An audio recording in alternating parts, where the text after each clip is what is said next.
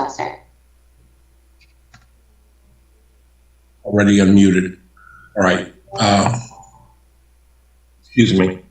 Good morning. I'd like to call to order the North Miami Special Magistrate Code Compliance hearing to order for July 19th, 2022 at or about 9:30 a.m. As noted, today is July 19th. I am Rafael Suarez-Rivas, the Special Magistrate assigned to hear today's cases for the City of North Miami. The purpose of this hearing is to determine if a code violation exists on your property, is observed and cited by Code Compliance Officer of the City. If the City is not able to prove the case, then I will either dismiss the case and you may leave, or the case may be continued. These proceedings are recorded, therefore all who are speaking should do so one at a time to ensure that all testimony is clearly audible to the recording device. Please do not interrupt other speakers. If English is not your primary language, please inform me. When your case is called, we have a translator who will assist you during the proceedings.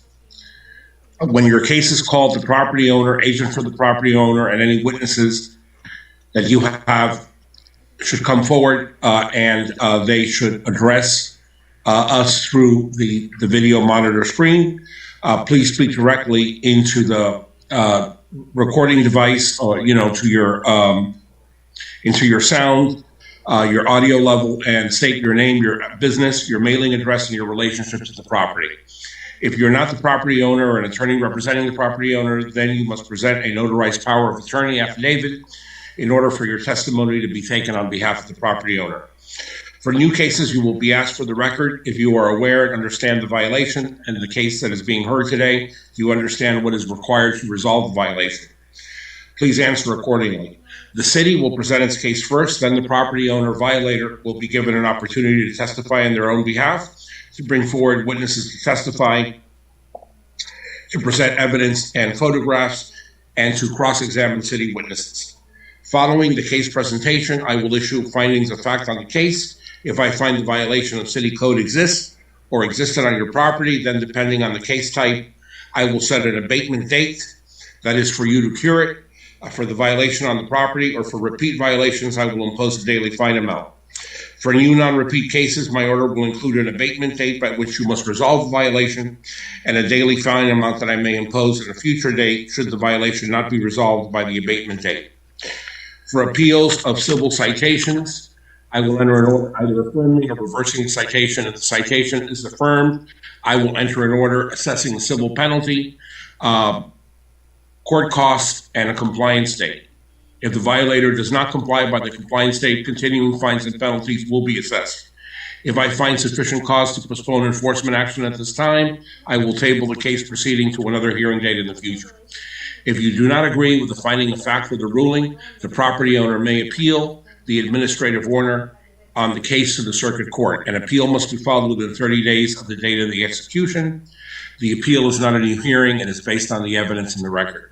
In accordance with Florida statutes, if a person wants to make an appeal, they need to have a verbatim transcript of the proceedings. The record includes the testimony and the evidence upon which the appeal is based. The cost of obtaining a verbatim record shall be the sole responsibility of the appellant, and it is recommended that the persons who plan to appeal should provide their own court reporter at the proceeding. Pursuant to the city code, if the City of North Miami prevails in the case, the city shall be entitled to recover in prosecuting the current cost of $100 per case. That's a flat fee if the city prevails in any case. Once the city records an order imposing a fine and authorizes a lien against the property, the city may charge additional administrative fees to record and release the lien. If you are giving testimony today, please note that you must be sworn in. And your oath must be given. The persons to be sworn in are any witnesses, and that includes code compliance officers. Would you care for me to do the swearing in now? Or are you going to? Magistrate, the clerk is going to read a couple just operational announcements, and then we do have a North Miami police officer, I believe, here on site that will swear everyone in and administer the pledge. Okay, that is fine. You'll have to take the oath before you testify. The code compliance clerk will announce any additions, corrections, or deletions to the hearing agenda, and they will call the first case. So with that being said, thank you. Morning, can you guys hear me? Yes. Good morning. Thank you for participating in today's special magistrate hearing. I'll review the process by which today's hearing will be conducted. Make sure your device is muted at all times unless you are giving testimony on a case.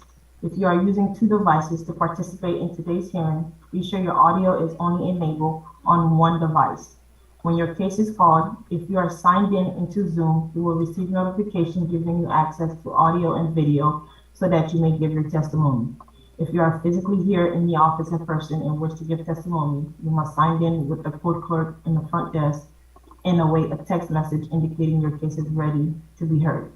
Upon receiving that message, you should immediately come to the code compliance office to be provided access to a computer. If you would like to speak on behalf of a case, once the case is called, you should click the raise hand feature button to be acknowledged.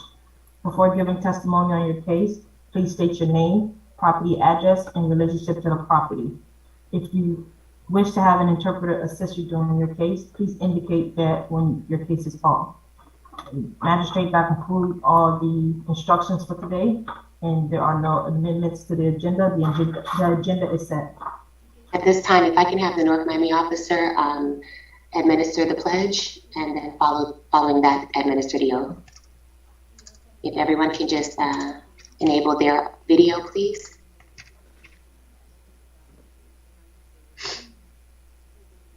Okay. I pledge allegiance to the flag of the United States of America and to the republic for which it stands, one nation, under God, indivisible, with liberty and justice for all. If I can have the code officers enable their video, please, or anyone on behalf of the city that's going to give any testimony, enable their video to be sworn in. If you are giving testimony today on a case, please rise and raise your right hand as I issue the oath. Do you swear or affirm that the testimony you are about to give in these proceedings will be the truth, the whole truth, and nothing but the truth? If so, say aloud, I do. I do. Thank you. Nobody's video or audio was unmuted. Everyone was on mute. Yeah, I'm not sure, Magistrate, how you feel about that, but I can have her re-administer the oath. But you guys should have had yourselves off mute. I think if every single person says that they affirm and they agree with the oath, that's sufficient. If not, you need to re-administer. All right. I would, yeah. If you guys can unmute yourselves. Affirm. Affirm. Affirm. Affirm. Thank you. If we can get the translators, please, to enable video to be sworn in.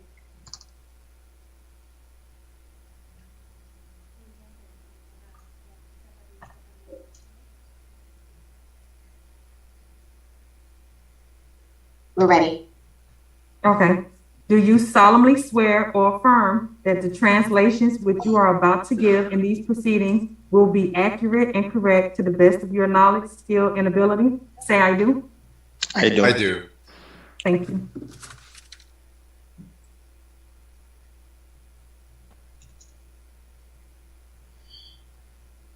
I think if there's no other preliminary business, I'm not aware of any, we can proceed with the presentation of the cases. Good morning, Magistrate. I'm going to go ahead and proceed with calling item number 3 and 4. They are physically here in the office. Item number 3. Case number 3. Yes. Okay.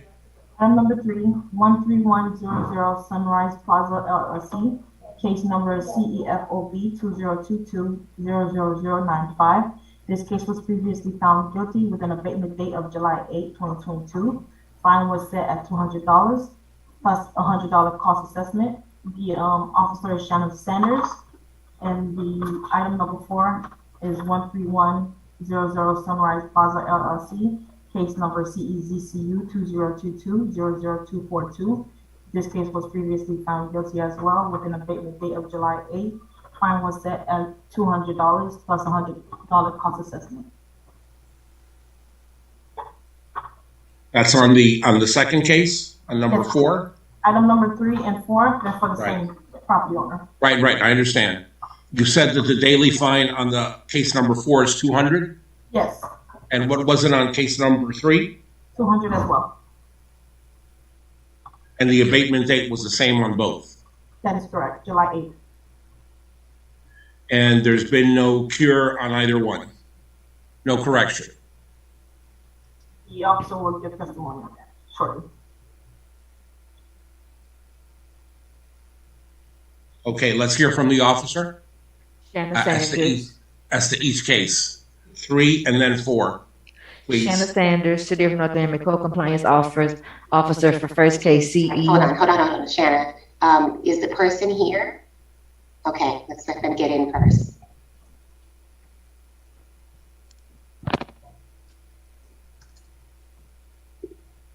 All right, and we need to swear him in as well. Sir, please raise your right hand. Do you solemnly swear or affirm the testimony you're about to give in these proceedings shall be the truth, the whole truth, and nothing but the truth, so help you God? Please say I do. Yes, I do.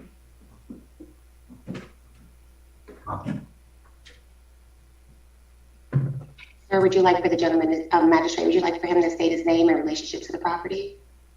Yes, he can, but he really, I think it's ideal that persons do that when they are going to testify, but he can do it now. It's not a major deal when he does it, as long as he does it. Okay. So since it's been brought up, sir, what is your name, your relationship to the property, your business address? I'm just I have a lease with them. I'm not the owner. I'm just. You're I have the a tenant. lease. Yes. You're a tenant. Yes. So you're not the property owner. No. Well, I'm going to ask staff or the city attorney. Does he not need a power of attorney? Good morning, Your Honor. Assistant City Attorney Bennett Magnash on behalf of the city. He would need to be the property owner or have a power of attorney. Do you have a power of attorney? I'm not here to represent them. I cannot represent them. I'm here to represent the place that I'm at. Okay, I'm not exactly. Well, it looks like magistrate, he might be the business owner that's occupying the space in Exactly. regards to this violation. If you want to hear from he looks like might be the owner of Pets Relief Tax Services. He's Right. a tenant Exactly. in the plaza. That's what it is. man. The violation is in reference to a business tax receipt and a certificate of use in which his business has failed to obtain. Okay, so this particular violation has to do with this particular person not obtaining a BTR and a CU. Right. It is not the owner. Okay, Exactly. Yes. I think in that case, in the interest of due process and equity, we'll hear from him, though technically, well, that's fine, we'll hear from him. So let's hear from the city first on this case. Shanna Sanders, City of North Miami Co-Compliance Officer, first case CEFOB 2022-00095 for failure to obtain the business tax receipt as of my last reinspection on July 8th. Compliance has not been met. For second case, CEZCU 2022-00242, upon my last reinspection on July 8th, compliance has not been met for that case either. And is the city's recommendation that a $200 fine be imposed from the date compliance was supposed to have been obtained moving forward, or what is the city's recommendation? That's exactly what I'm asking for. Every time I visit the property or the business, they still seem to be fully functional, operating, very jam-packed. So yes, I would like to move forward with the fines. And for the record, on case number 3, what date is that, just so we can have it in the record? The date the case was open, Shannon. Oh, the case was open. I'm sorry. I'm showing here it was originally opened January 5th of this year. That it was originally opened. When was the original? To me, the fine should run by when they were given to. There was a period in which they were given to comply, right? When the So case that- was open, or That question then would be July 8th. It was found guilty and it must have paid by July 8th. okay. Is it the same thing in the case number 4? For both cases, yes, sir.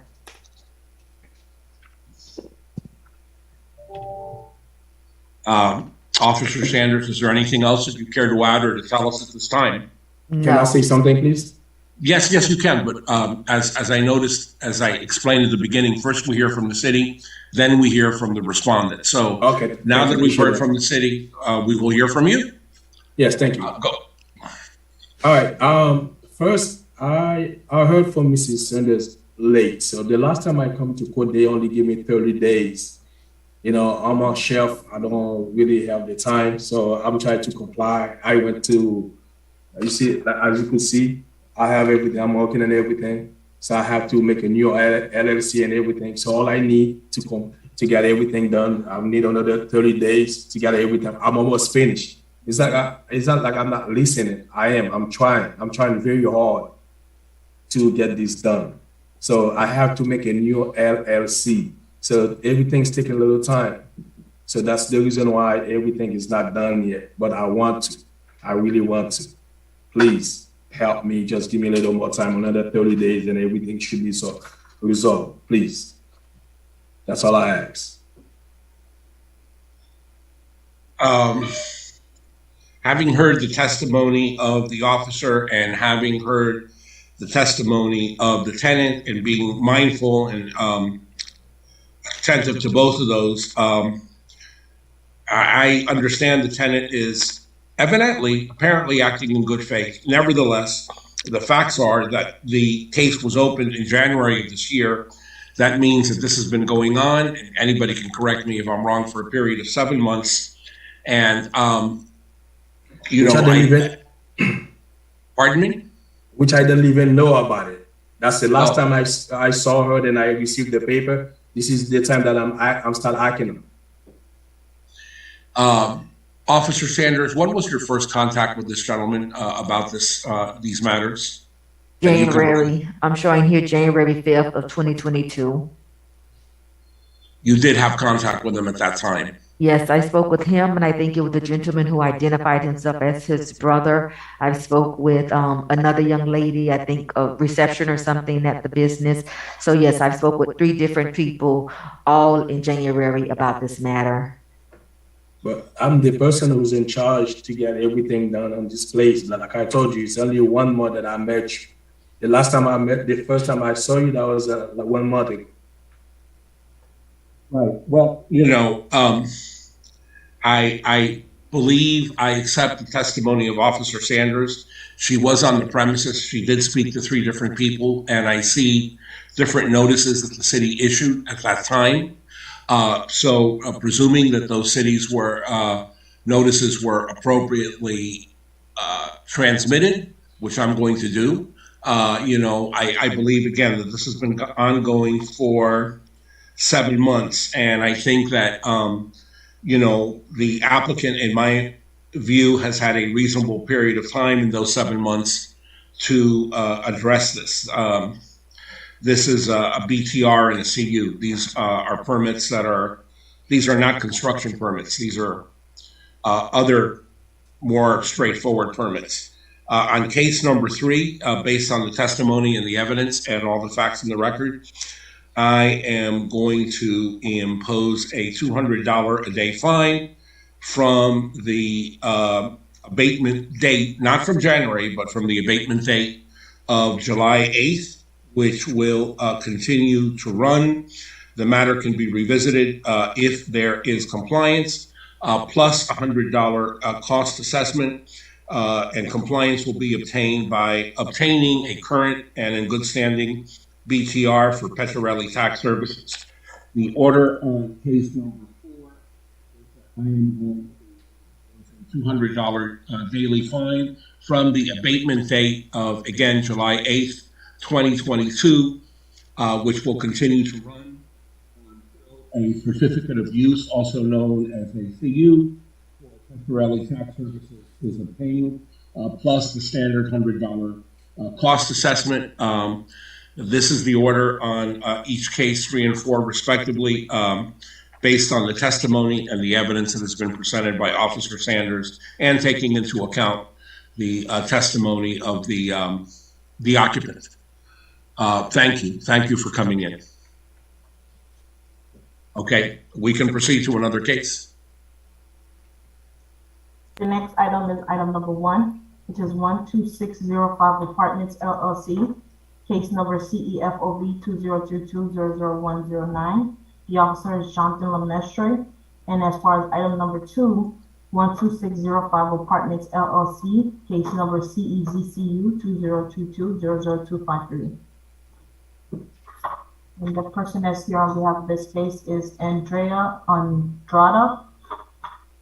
Yes, Ms. Andrea, if you could just enable your audio, please, so we can swear you in. Unmute yourself, Ms. Andrada. Can you unmute yourself? Good morning. Good morning. Please raise your right hand. Do you solemnly swear or affirm the testimony you're about to give in these proceedings shall be the truth, the whole truth, and nothing but the truth? So help you God. Please say I do. I do. Ms. Andrada, what is your relationship to this property? I manage these buildings since the buyer bought the properties around North Miami. Okay, so you're the property manager. Yes, I do. Okay. Again, I'm going to suggest that she needs a power of attorney. Well, I always represent them. I am the city. Have you represented them before the city of North Miami in these proceedings before? Yes. You have. You yourself. Yes. All right. Yes, correct. In light of that representation, we'll hear from her. But I want if the city has the power of attorney rule, I respectfully suggest it should be meaningful. So okay, let's hear us to each case, please, and then first we'll hear from the city, and then we'll hear from you. Okay. Morning, Mr. Magistrate, Co-Compliance Officer Jonathan Lemestre, and this case is being heard for the first time. The property owner, 12605 Apartments LLC, has not obtained their business tax receipt. There is no record on file for a business tax receipt or for a certificate of use. On January 26, 2022, I opened the notice of violation. I posted the notice of violation at the property, mailed the notice of violation as well. And they have failed to obtain the business tax receipt or certificate of use. And by what time had you given them to, again, what is the correction or the abatement date by which time they had to obtain each of those things, the BTR and the CU respectively? July 8th. And I'm going to ask you please excuse me, very obvious question, but presumably for this particular business, this is an apartment building. The other one that was heard was a more active service, a tax service, which is a professional service. But just for the record, for this apartment building, a BTR is required by the city code. Yes, correct. And a CU is required by the city code. Correct. Okay. Is there anything else you want to add, or have you had any communications with the persons who are on the premises? No, sir. I attempted to contact them. They have a phone number at the property. I attempted to contact them, but no response. Okay. And so you haven't spoken to Ms. Andrada before? Not that I know of. No, sir. You haven't spoken to anyone there before because they haven't been responsive to your. You have called or reached out somehow, Yes, right? yes, I've reached out. Okay, all right, okay. Anything else at this time? No, sir. Thank you. Thank you. Ms. Andrada, what do you want to say? There's two different cases. One has to do with the business tax receipt, and the other one has to do with the certificate of use. Okay, what I have here is 253 case. What is the other case, please? The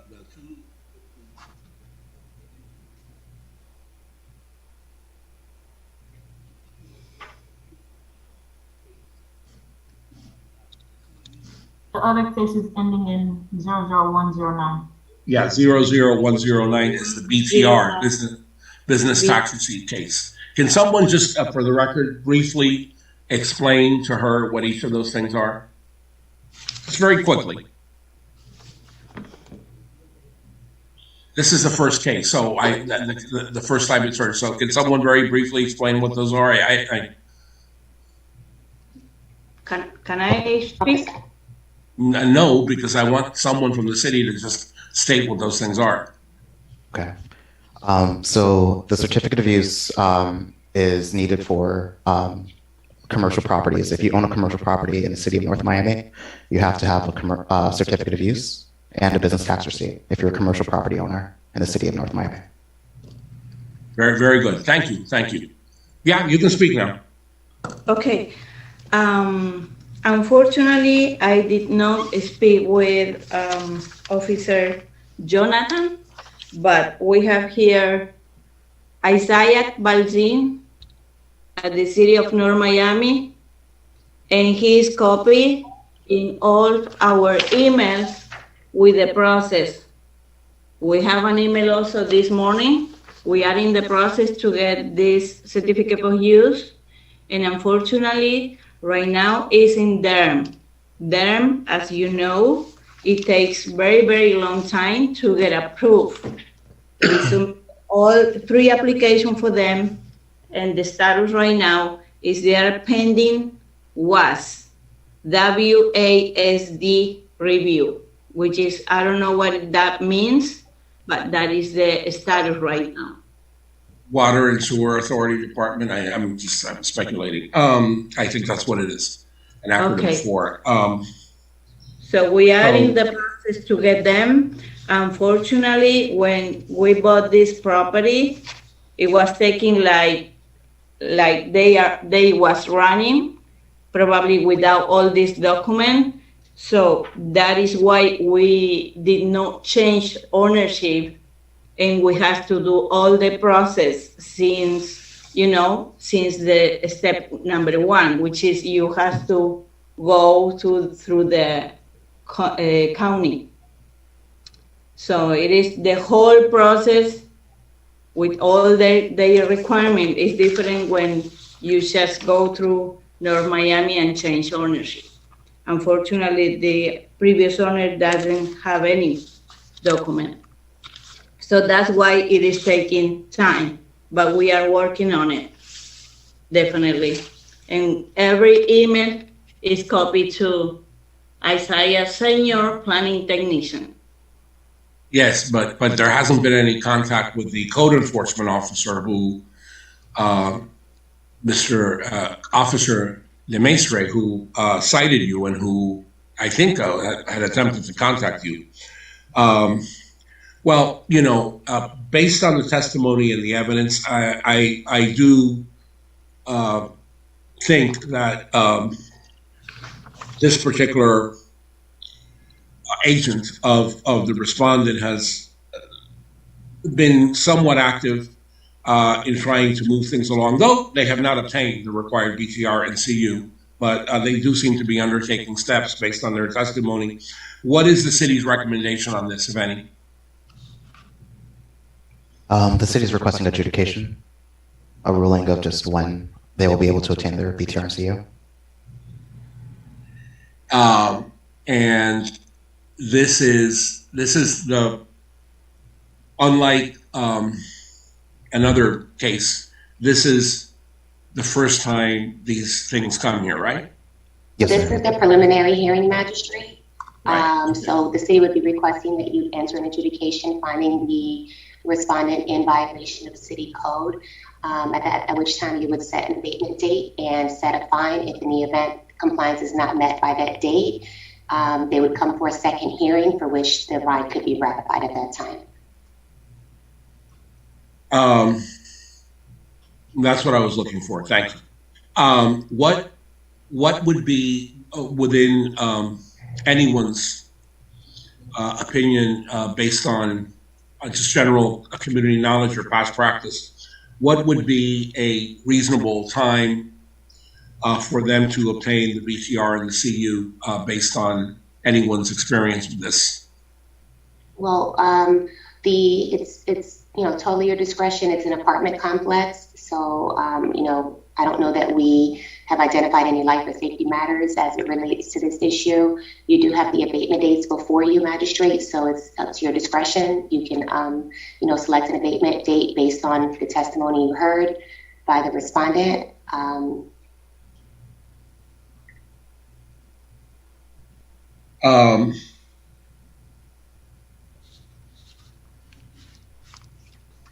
I'm going to, and Officer LeMaistre, one last question. You did cite this back in January, and it was communicated. What I want to know is, apparently there was a disconnect between you and this lady, but you did communicate these violations to somebody there, didn't you? I'm sorry, it wasn't in January, it is June. No, but the case was open in January. I know, so that's why I'm asking the officer, not you. Yes. So on January 26th, I left a notice of violation at the property. That's a notice of violation right there. They did have a phone number at the property. I attempted to call, but no answer.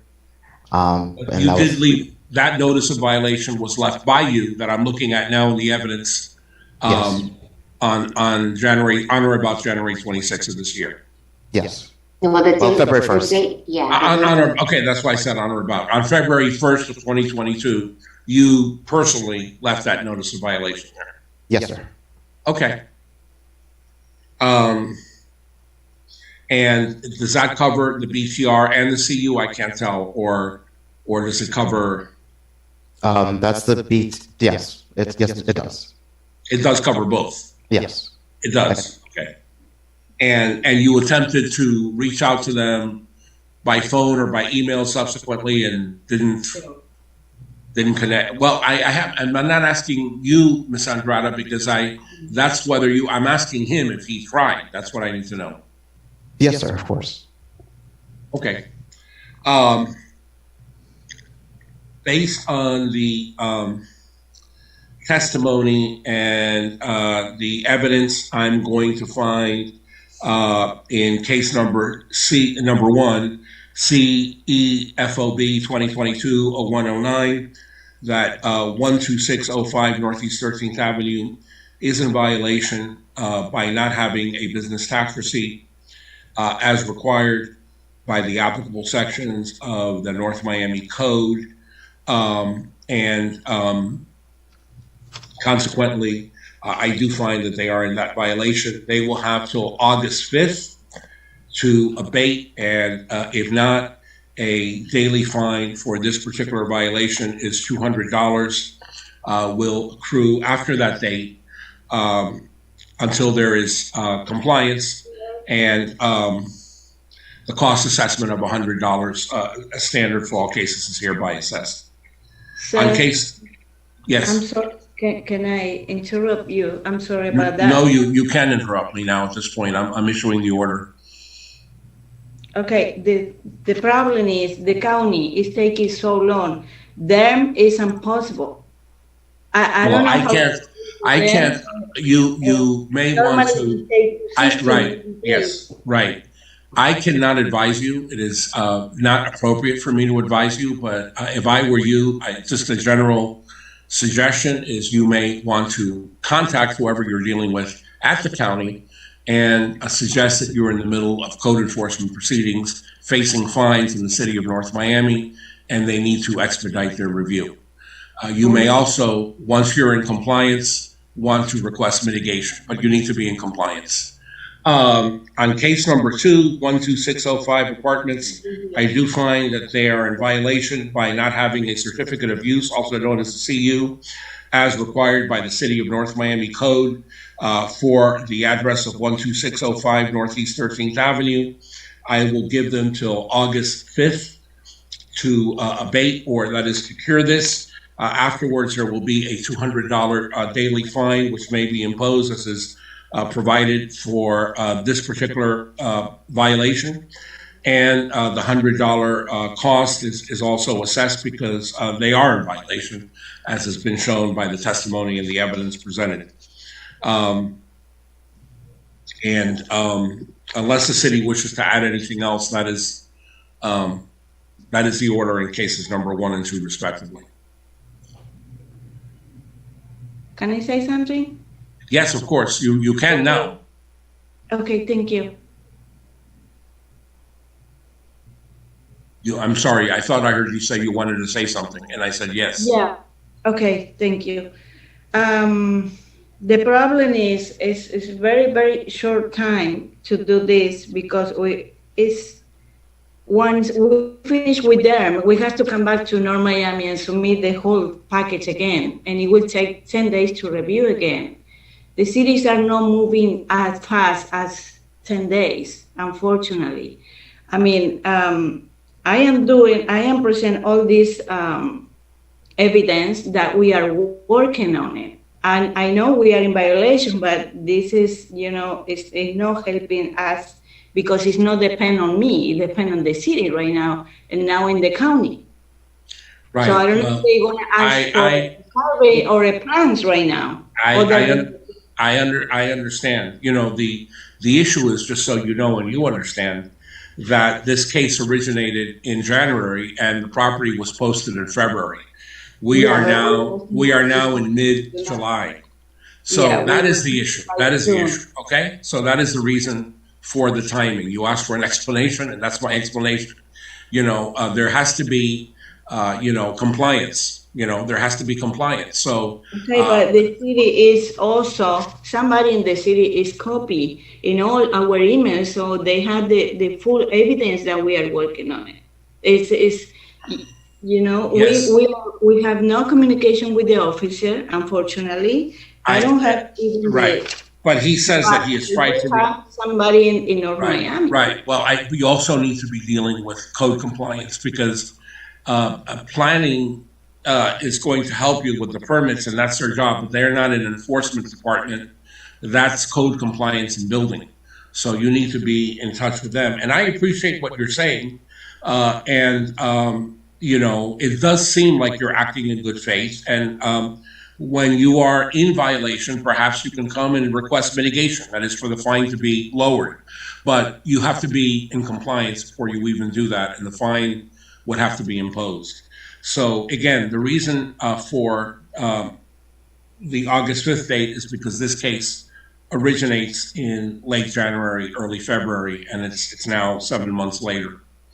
And I regret it, but I feel that part of enforcing the codes is providing a time frame by which you must measure yourself. So that's about what I can tell you. I thank you. I thank you for coming and speaking. Okay.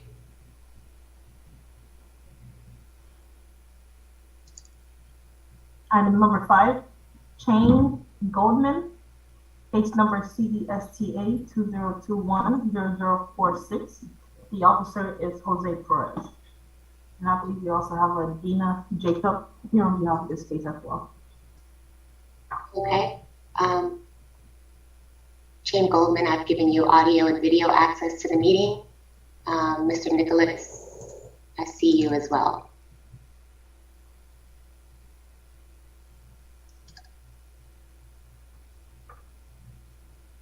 Please join us with video and audio once you've been once you're able to.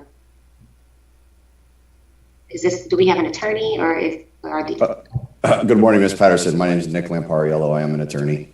Okay. I filed my notice late last night because I was contacted by the client last night. I did get a confirmation of the hearing, and I do have a copy of the notice, and I've already discussed the case with my client. Understood. Is the property owner here? I had a Chapman.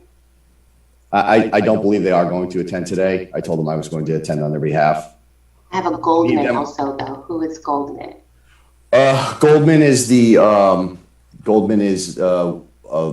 white husband of Chaim Goldman is the husband of the owner Dina.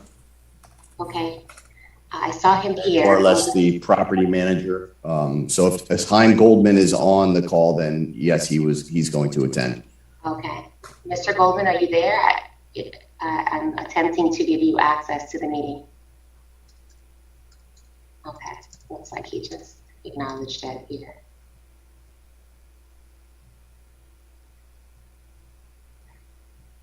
And, all right. We can just swear him in the event he intends to speak. Mr. Goldman, please raise your right hand.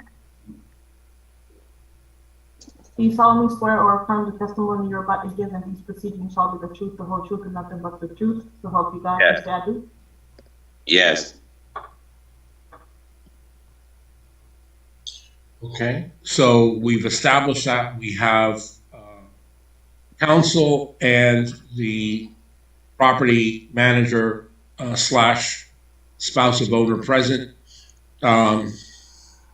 So let me hear, as is customary, from the city first. I'd also like made mention of the city code section that, and I know of these city code sections in a few cities, but I want to hear specifically about the city code section in North Miami that pertains to the short-term rental ads. When you explain the case to us, please. Not a problem. Officer Perez of the City of North Miami. Today we're hearing the case in regards to the property located at 2001 Northeast 122nd Road. This violation regards to short-term rental advertisements that are being advertised on various websites such as Airbnb. At this point in time, the violation still exists. As of my final reinspection date on July 12th, 2022, the advertisement remains up on Airbnb. In regards to the code section, this is a violation of our code section 5-30 subsection D, and that subsection reads specifically towards short-term rental advertisements and prohibits it. And if you like, I could read ahead that subsection to you. It says prohibited advertisements, any advertisements that promotes the occupancy of or use of the residential property for the purpose of holding commercial parties, events, assemblies, gatherings, or the rental of a single-family residential property for a period of less than 3 months, as prohibited by section 5-1610 of the city's land development regulations, is prohibited and shall be a violation of this chapter, which is what we're citing for. Administrative notice is taken by the magistrate of 5.30 of the city code, and the exhibits will all be accepted into evidence as you will present them, unless there's an objection. Go ahead. That's what I wanted to hear. Go ahead. Oh, that's go ahead. Go ahead. No, I wanted to hear about the the code section, and you explained it. Anything else that you want to say about the case that you have an opportunity now? No, at this point in time, we do not have any other evidence pertaining to this, just that the violation has been open for quite some time now. The violation was originally opened on November of 2021, and as it stands now, it is July of 2022 when the advertisements remain up. And this has been a reoccurring issue with several properties throughout that area where they're being rented for short term, and the residents of that area are upset, to say the least. And dealing with this particular property, they are still running the ads per your testimony and per the evidence which has been accepted into the record. That's correct? That is correct. And what is the prescribed violation or the prescribed fine per the city code for a violation of 5.30. D is the dog. So typically that would have been a citation for $500 per offense. I'm sorry, it would have been a citation. I'm sorry, Magistrate, if I may. First-time violations are up to $1,000 in your discretion. Per the code. Yes, sir. This is a first-time violation. Is it a first-time violation? Yes. Okay. And just for the record, so I know, it's $1,000 for the first-time violation. For second and subsequent violations. So it's up to $1,000 for the first time, up to $5,000 for a repeat offender.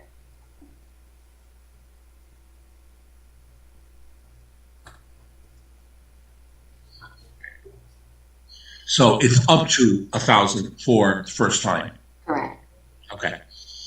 Is there anything else that the city wants to say or present at this particular time?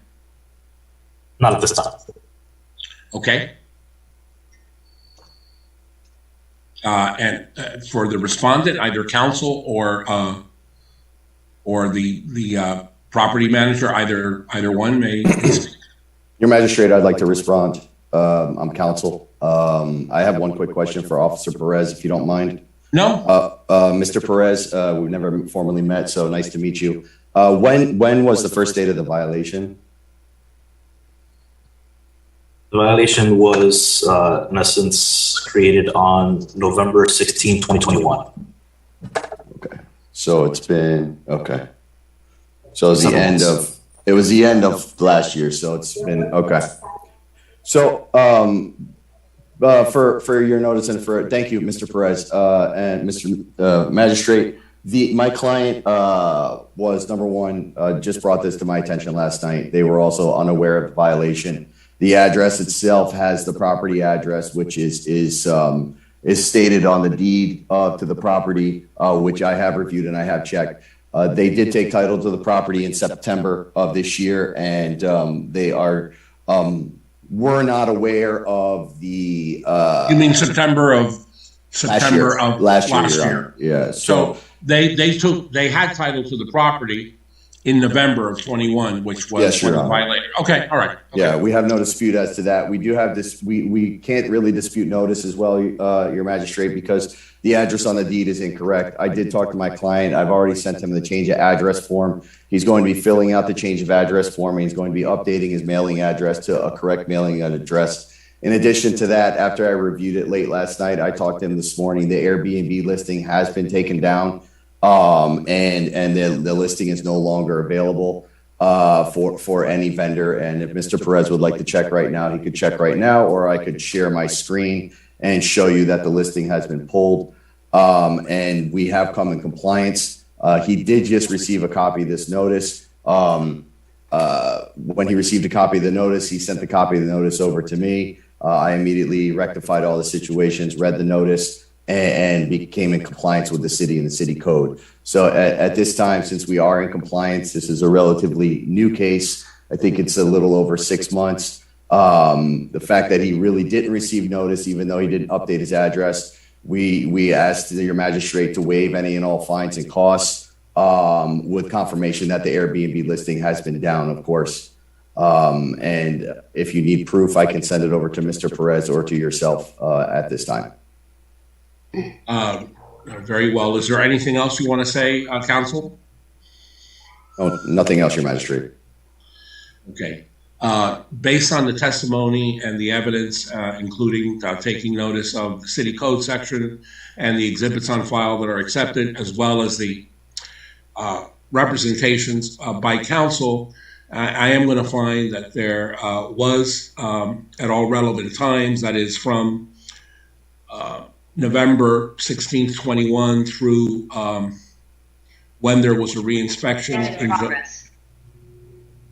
Pardon me? That was a third party, Your Honor, or Your Magistrate. When there was a reinspection, there was a violation. And I know that short-term rentals are a serious community concern, particularly in single-family residential areas, which this appears to be one. So I am going to find that there's a violation based on the representation that this is no longer being advertised and that all advertising has been pulled. I will exercise my discretion to impose a fine. I am going to impose a fine. I'm not going to impose it at $1,000 as I might have been wont to do. I am going to impose it at $500 because there was a violation. It was for a considerable period, and it wasn't corrected until council's representation really today. So I am going to impose a fine of $500. The $100 costs are also assessed because there was a violation. If there are any recurring violations on this address, it may very well be treated as a repeat violation, which the code provides penalties up to $5,000. So be advised of that. And insofar as the address corrections, as long as the city went by the address on file, which is a mistake of the owners, that's not imputable to the city. The owner needs to correct it in the records. So that is my decision on this case. We only request that you give us 60 days to pay the $600. I have no objection to that unless the city has something they want to say. That's on behalf of the city, sir. That's not a problem. Just be in contact with my office, Mr. Attorney, and we can accommodate that. I put my note. I'm sorry, Your Magistrate. Go ahead. No, just that's 60 days from today's date. Okay. Thank you. I put my contact information in the system, so if you want to send me the notice of the invoice or whatever, that would be fantastic. Well, there's not really. Again, I don't want to speak for the city. It's not really an invoice. It's the order provides that the penalty can be up to $1,000. The penalty is $500 plus $100 stipulated for flat cost for each case. Let me rephrase that. Just a copy of the order, please. Yeah, so for reference, you'll receive an order, the magistrate's order, be an order to comply, and we'll make notice, the clerk will make notice to send you the copy as well. Or we can email it to you if that is a little easier for us, if you don't mind. If you don't mind, just put your contact info in the chat for us here, and we'll follow up accordingly. Yes, and be sure that those representations you made are correct, because again, if it's another violation and it's presented to me anyway per the code, it may very well be treated as a repeat violator. So hopefully there will not be another violation. Understood. Thank you, Your Magistrate. Thank you. Thank you. The next item is item number 8, Luisva Lopez, case number CEDIC 2021-0005, and the officer is Jose Perez, and I believe they're requesting a Spanish interpreter. We're going now to number 8. That is correct. Yes. Okay. Spanish interpreter, if you could join us, please. Luisva Lopez, I apologize if I'm mispronouncing your name. If you can start your video and audio. Spanish interpreter, are you there? Yes, I'm here. Hello, good morning. Clerk, if we can swear her in, please. Please raise your right hand now. Yes. Do you solemnly swear or affirm the testimony you're about to give in these proceedings shall be the truth, the whole truth, and nothing but the truth? So help you God, please say I do. Entonces, no se escucha su audio. I do. Can you hear me now? Sí. Do you need a Spanish interpreter? Yes. Okay, entonces, por favor, necesito que espere a que yo interprete para poder interpretar, ¿está bien? Para poder después responder. Está bien. Muy bien. Entonces, usted jura solemnemente que su testimonio será solamente la verdad y nada más que la verdad? Sí, joven. I do.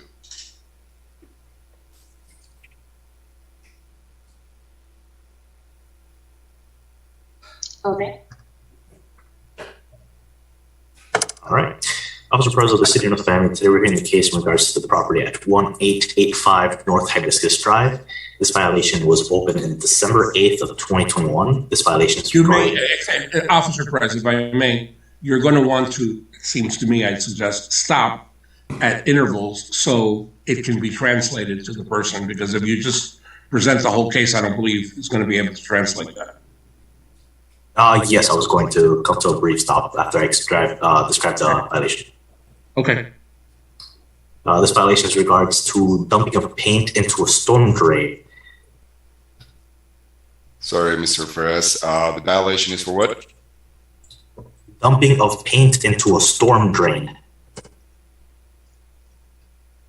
Okay, entonces, muy bien. Entonces, este caso se estará hablando sobre con respecto, pues, de la ciudad de North Miami, en la dirección 1885 en North Hedinsky Drive. Esto primeramente se vio en diciembre 8 de 2021, y la violación es el hecho de que haya pintura o que se haya pintado el drenaje para lluvia. At this point in time, the city is treating this case as an irreversible event. Unfortunately, at this point in time, this came in as a complaint from the HOA that they were very unhappy. And as you can see, there's various photographs depicting that the paint was coming from said property. At this point in time, the city would like to take judicial notice that there is certain environmental damages that were done because of the dumping of the paint. So the contractor, unfortunately, which works on behalf of the property owner, was not concerned with the environment. Entonces, ahorita estos daños se ha tratado como de manera irreparable e irreversible. Esta queja se hizo debido a los vecinos que no se encontraban felices o satisfechos con la manera en la que se había deshecho de la pintura, ya que se comprueba que la pintura venía de esta propiedad. Entonces, debido a esta acción, hubo ciertos daños ambientales, pues como digo, irreparables e irreversibles, que fueron hechos precisamente por que son responsabilidad del dueño de la propiedad. I take administrative notice of Article 2, Chapter 21 in the City Code as to the environmental damage, and I accept the evidence in the record as presented by the city if there is no objection as to the violation.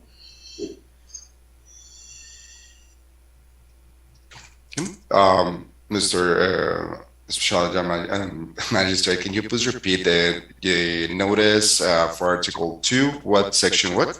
I take administrative notice of Chapter 21, Article 2, I believe City Code, as to the environmental violation, which this is, and I accept the evidence presented by the city into the record if there's no objection. Entonces, voy a estar tomando partida con respecto a mi rol como administrativo de la ciudad.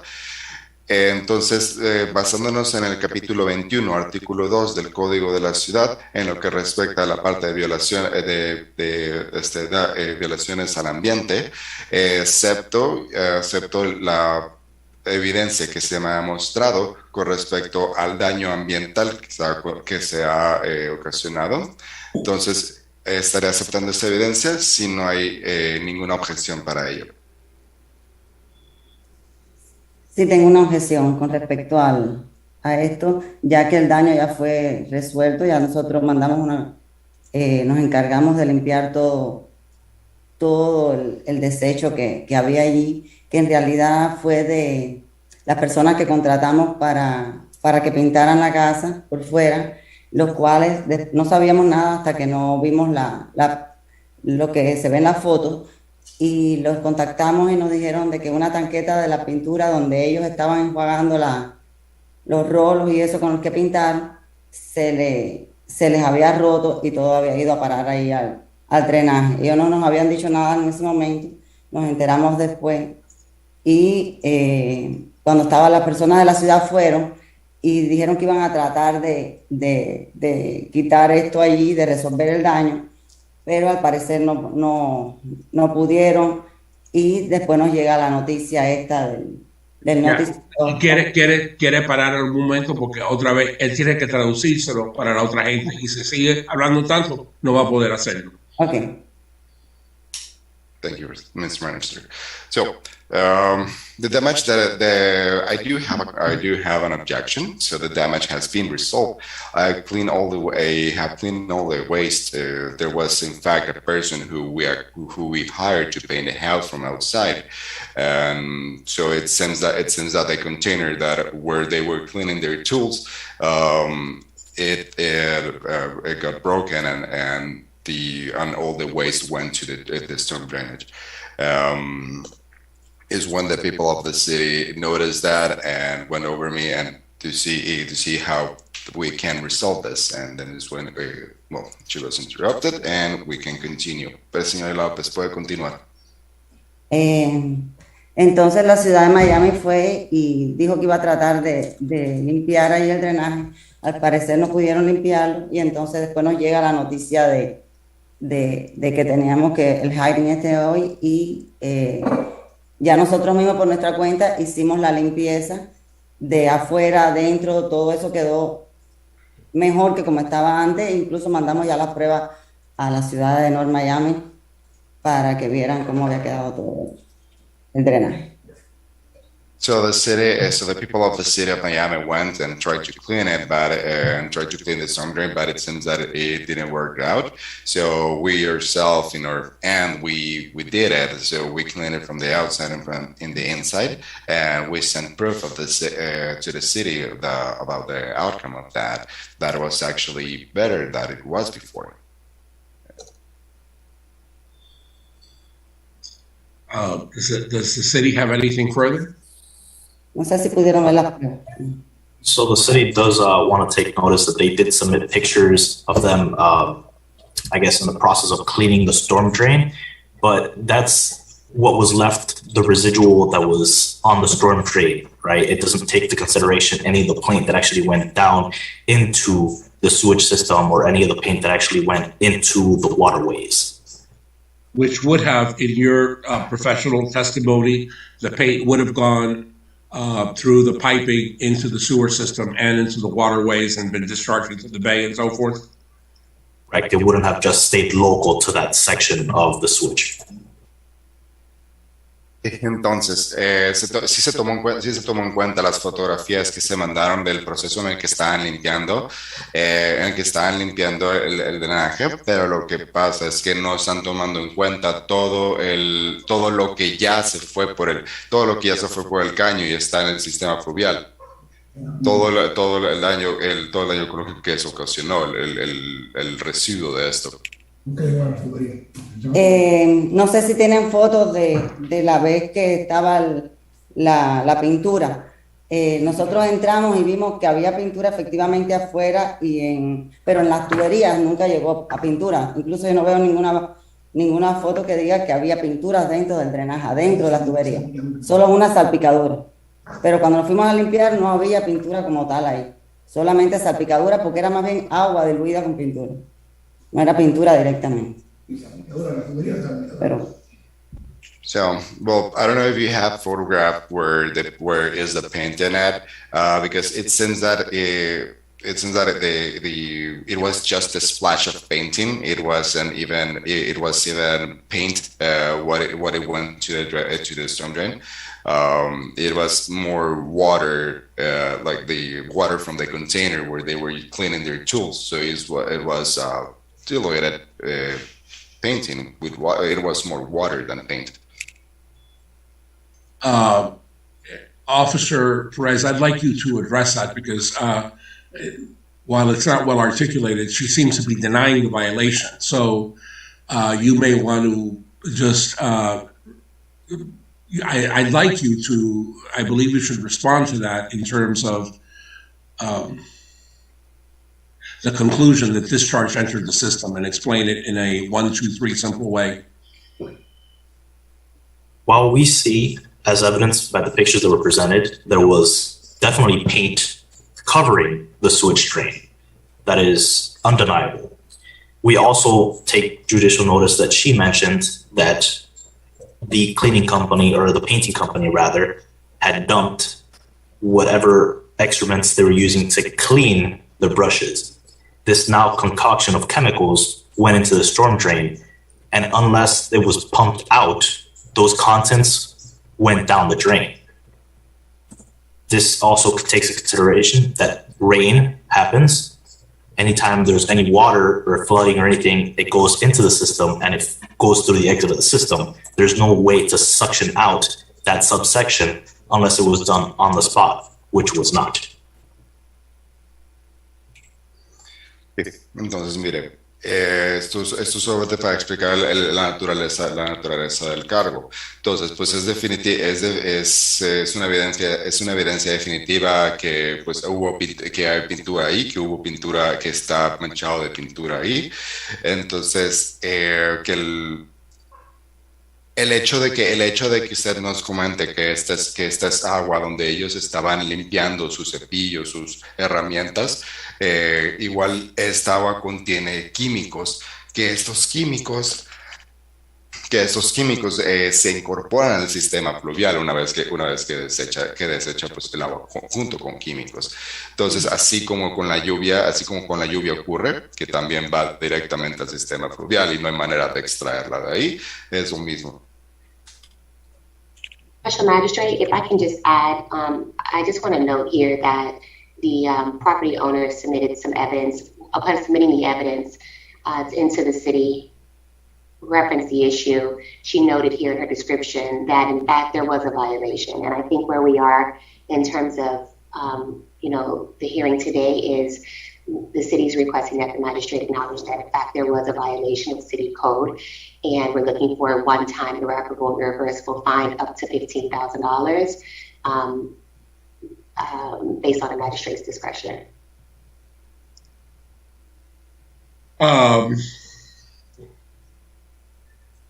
Entonces, bueno, aquí la señorita Patriciana le está contestando al magistrado que, bueno, aquí mismo en donde se metió en las evidencias, de hecho en donde dice la descripción de la evidencia, comenta ahí, ya está aceptando que existe una violación.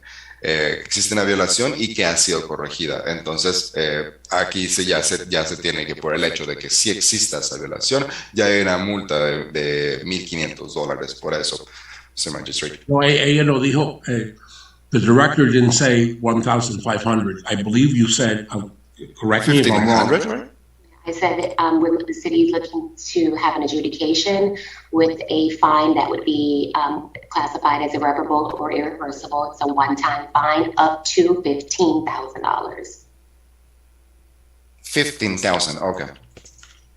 Yes, you said 1,500. Ya. Entonces, bien. Ahora, lo que este tipo de daño se clasifica como un daño irreparable e irreversible, entonces la multa máxima llega hasta $15,000. Based on the testimony and the evidence, I do find that there was a violation by the dumping of paint into the storm drain and therefore going into the storm drain and stormwater system of the city and intermingling with other natural waters and bodies of water. I do find that it's an irreparable and irreversible violation. And I take administrative notice of the section of the city code, chapter 21, article 2. I do find, based on the fact that there was corrective action taken by the owner and some mitigation by the owner after the violation had already occurred, but it has been introduced into evidence. And I want to ask the officer, have there ever been any other violations at this property that you can tell me? Quick search on the history of the property, 1 second. Thank you. Just want to know, please. So in the meantime, I'll be interpreting that. Entonces, basado en el testimonio y la evidencia, encuentro que sí hubo una violación. El hecho de que se desechó pintura dentro del drenaje para lluvia, que hizo que esos químicos entraran al sistema fluvial y también dañando a otros cuerpos de agua. Entonces, sí encuentro que hubo un daño irreparable e irreversible. Esto basándonos en el capítulo 21, artículo 2. Entonces, sí encuentro basado en los hechos que hubo una acción para corregir de parte del dueño, así como la parte del dueño al tratar de litigar, introduciendo evidencias al caso. Deme un segundo porque todavía no ha terminado, ahorita están buscando algo. So based off the search, since the ownership, I assume there's several violations that have expanded since 2018 at this property. Quite a handful. However, none of these have to necessarily correlate with this violation. But other violations by this owner? Yeah, so there's some, for example, for early trash placement, some for recreational vehicles. There's some for work without permits. There's some for animal control issues. Parking in the front lawn. These are all violations by these owners at this property? Correct. Okay. I don't know if you want to mention that to her, that I asked about that, but based on all the testimony and all the evidence that I have heard, I am going to impose a fine of $7,500 for this violation, plus $100 cost stipulated in the case, having found it to be irreparable and irreversible, and I think there having been sufficient proofs that the paving materials did unlawfully enter the stormwater system. And also noting for the record that there's been various other violations on the property. Okay. Entonces, lo que había preguntado el magistrado señor Pérez es con respecto a si había otras violaciones relacionadas a su dirección, por lo que el señor Pérez, cuando encontró la información, sí hay diferentes violaciones por otras situaciones, como situaciones de control de animal y tener vehículos recreacionales estacionados, diferentes situaciones que estas pues no tienen relación con lo que estamos viendo ahora. Entonces, ahora lo que el magistrado comenta es que basado en los testimonios, se estará imponiendo una multa de $7,500 por esta violación, más $100 estipulados más $100 de costos de la corte estipulados en el caso. Esto por ser un daño irreparable e irreversible, donde el material de pintura se desechó de manera indebida, causando estos daños ambientales.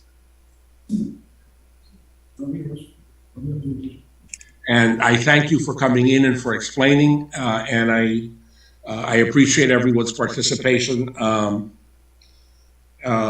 I think the evidence that everyone placed in is in the record, and that's it for this case. Thank you. Gracias por venir y explicarse. Agradezco la participación de todos. La evidencia ya está en el historial. Pues muchas gracias. Y eso ya sería todo por este caso. Gracias.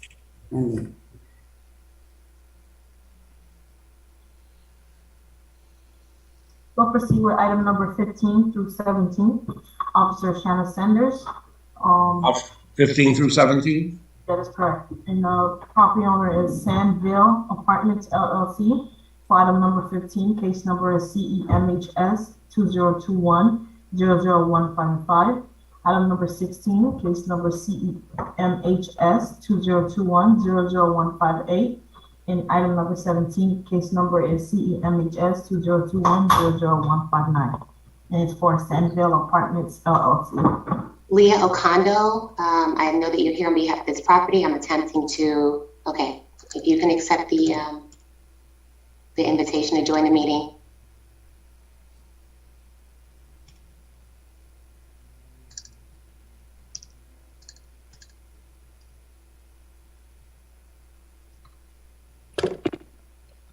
Please raise your right hand. Do you solemnly swear or affirm the testimony you're about to give in these proceedings shall be the truth, the whole truth, and nothing but the truth? So help you God. Please say I do. I do.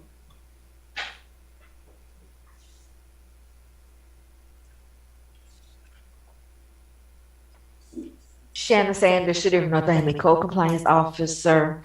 I'll start with the first case, CEMHS 2021-00155 for the concrete railings needing to be in good repair, obtaining the proper permits to do so.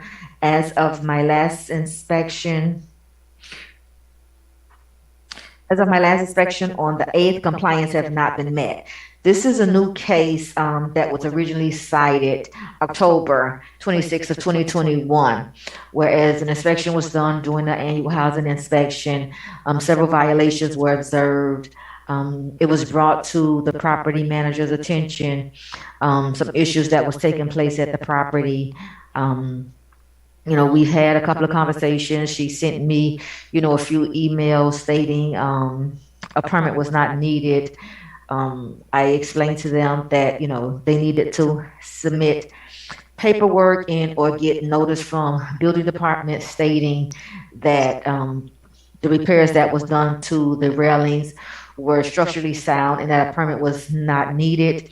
As of, again, my last reinspection, no paperwork has been submitted to me from the building department stating work or permit was not needed. The work has been complete, but again, no permit has been obtained for the work that was done. So actually here, what we have is the concrete railings have been repaired, but they were repaired without a permit. That's correct. It's unpermitted repair work. That's correct. And that's going to be for all of the violations. We can go ahead because it's going to be, the same thing for all of them. CEMHS 2021-0015. No, and I appreciate that, but my preference, if you don't mind, is just to, take one case, conclude it, and take the next case and conclude. That's fine. So here, is there anything else you want to say, and what is your recommendation as to this? I have nothing else I want to say about this one, and I recommend a fine be set. Again, these cases have been open October of 2021, and again, as of, it's July now, and no application has been submitted to the city to pull the permits for the work that was done. So I would like an adjudication. And what is the daily fine for the work done without a permit, which I suppose is? This is the first time I was hearing the case, so that would be totally up to you. Okay.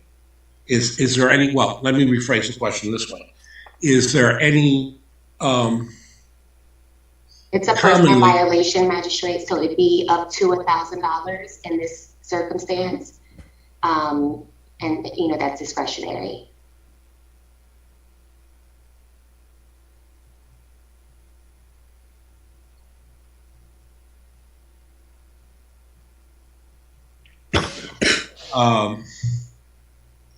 So, all right, I thank you. There's nothing else you want to say about this one. Let's again, because it's 3 violations, I just want to keep it simple with each. Let's hear from Ms. Oquendo as to what you want to say about this violation with the railings. Thank you. Thank you for the opportunity. In this particular case, we did the repairs as an emergency repairs, no permit. We didn't pull the permit, but we submitted a letter from the engineer that all the repairs had been done, following, all the required guidelines. I did speak to the building official, and he explained to me that yes, we need a permit. The architect should be finalizing the plans.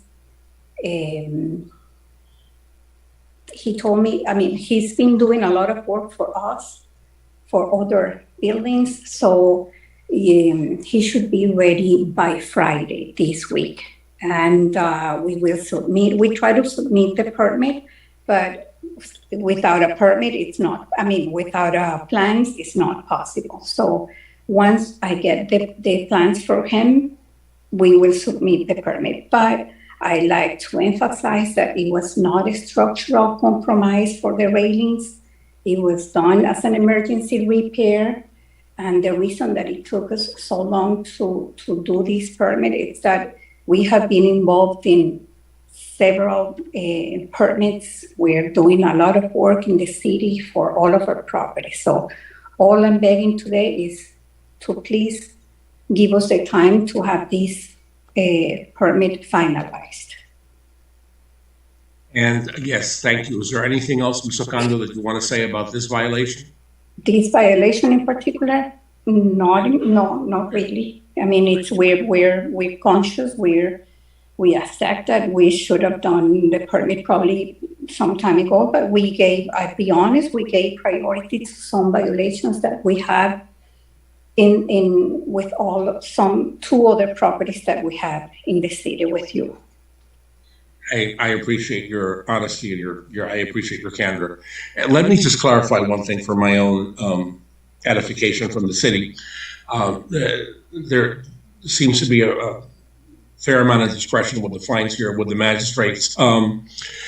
When this fine has been imposed in the past by magistrates in the city, in general, if there is a general response, what amount has been used, and is it a daily or is it a one-time? Those are my questions. So, it really depends in terms of, the amount. You could look at this violation potentially as some level of life safety. In this circumstance, the violator has attempted to cure the violation. However, it was done without permits, so where the city cannot, attest to whether or not the work was done properly, and we can't attest to whether or not it's safe. It really, really depends on who the magistrate is. I've seen 500, I've seen 750 a day. I've seen 200. It really does. Is it a per diem or is it a one-time? In this circumstance, no, the city is requesting a daily fine. This would not be a one-time fine. Right, that's what I'm seeking. But Your Honor, if I may, right. Is this going to be imposed as of today, or are we going to have time? Ms. Ocando, we're not there. We're on the first hearing for these cases. So based on where we are, this is the first time your case is being heard. So the magistrate would rule and decide whether or not, in fact, there is a violation as stated by the city. And if, in fact, he agrees that the city has presented enough evidence to indicate a violation, then he would make a ruling, he would set a fine and provide for an abatement date. Okay, let's say because we have been pulling permits and the process sometimes takes 30 days, sometimes it has taken up to 60 days. What happens if the permit has not been finalized? Well, we're not here to discuss that. The issue here today is whether or not there's a fine. Those subsequent questions, you can call our office and we can discuss those with you subsequent to today's hearing. Perfect. Thank you so much.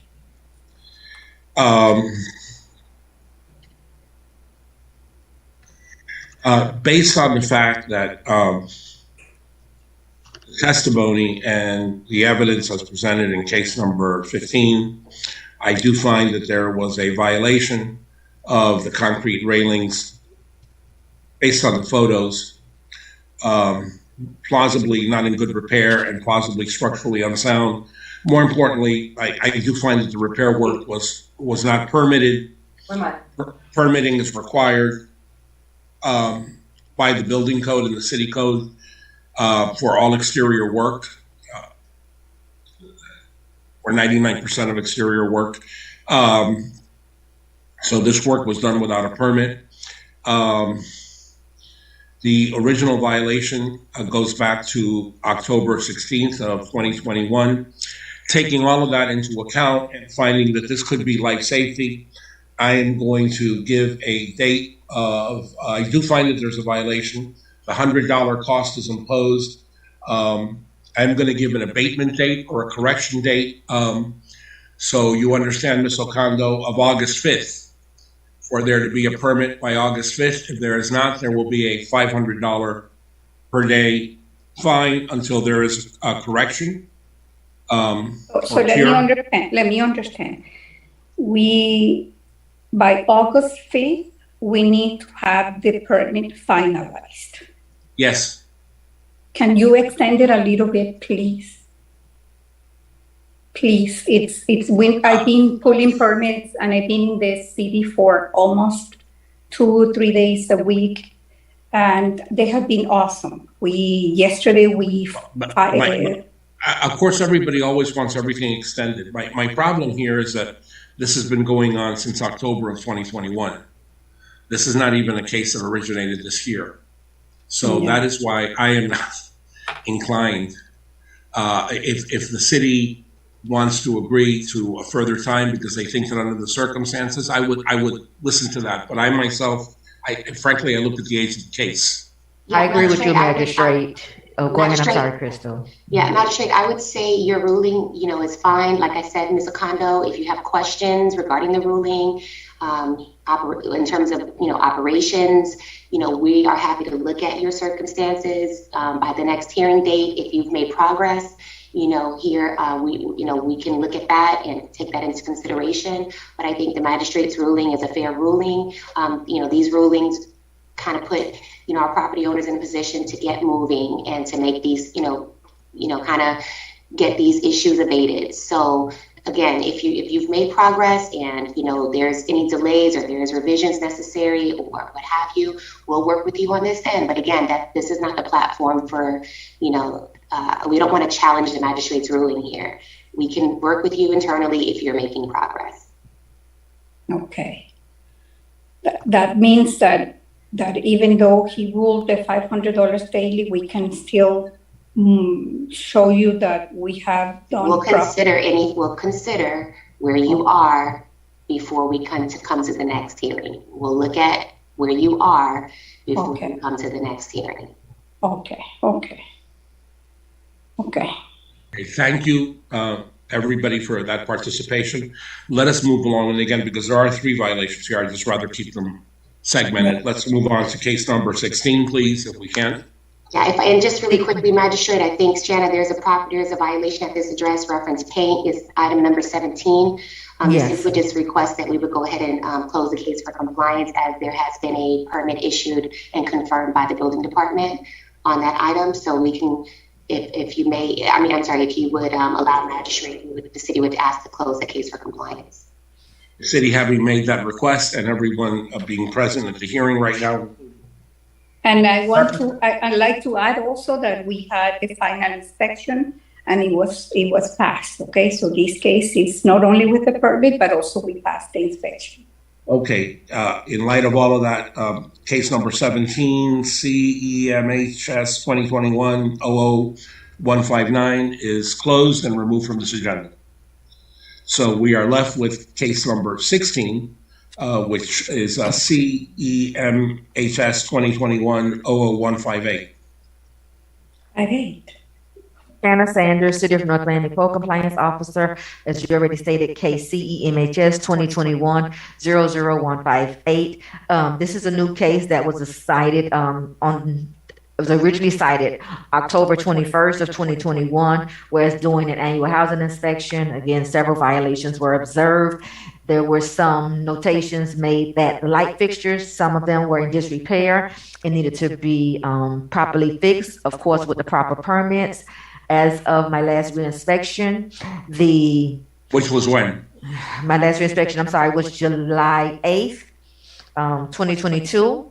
I am showing that the light fixtures some of them have been repaired, but of course, without the proper permits. I am showing that they have recently submitted an application for a permit on, it was submitted on the 8th of this month, the same day as the reinspection. They submitted the application, but it hasn't been issued as of yet.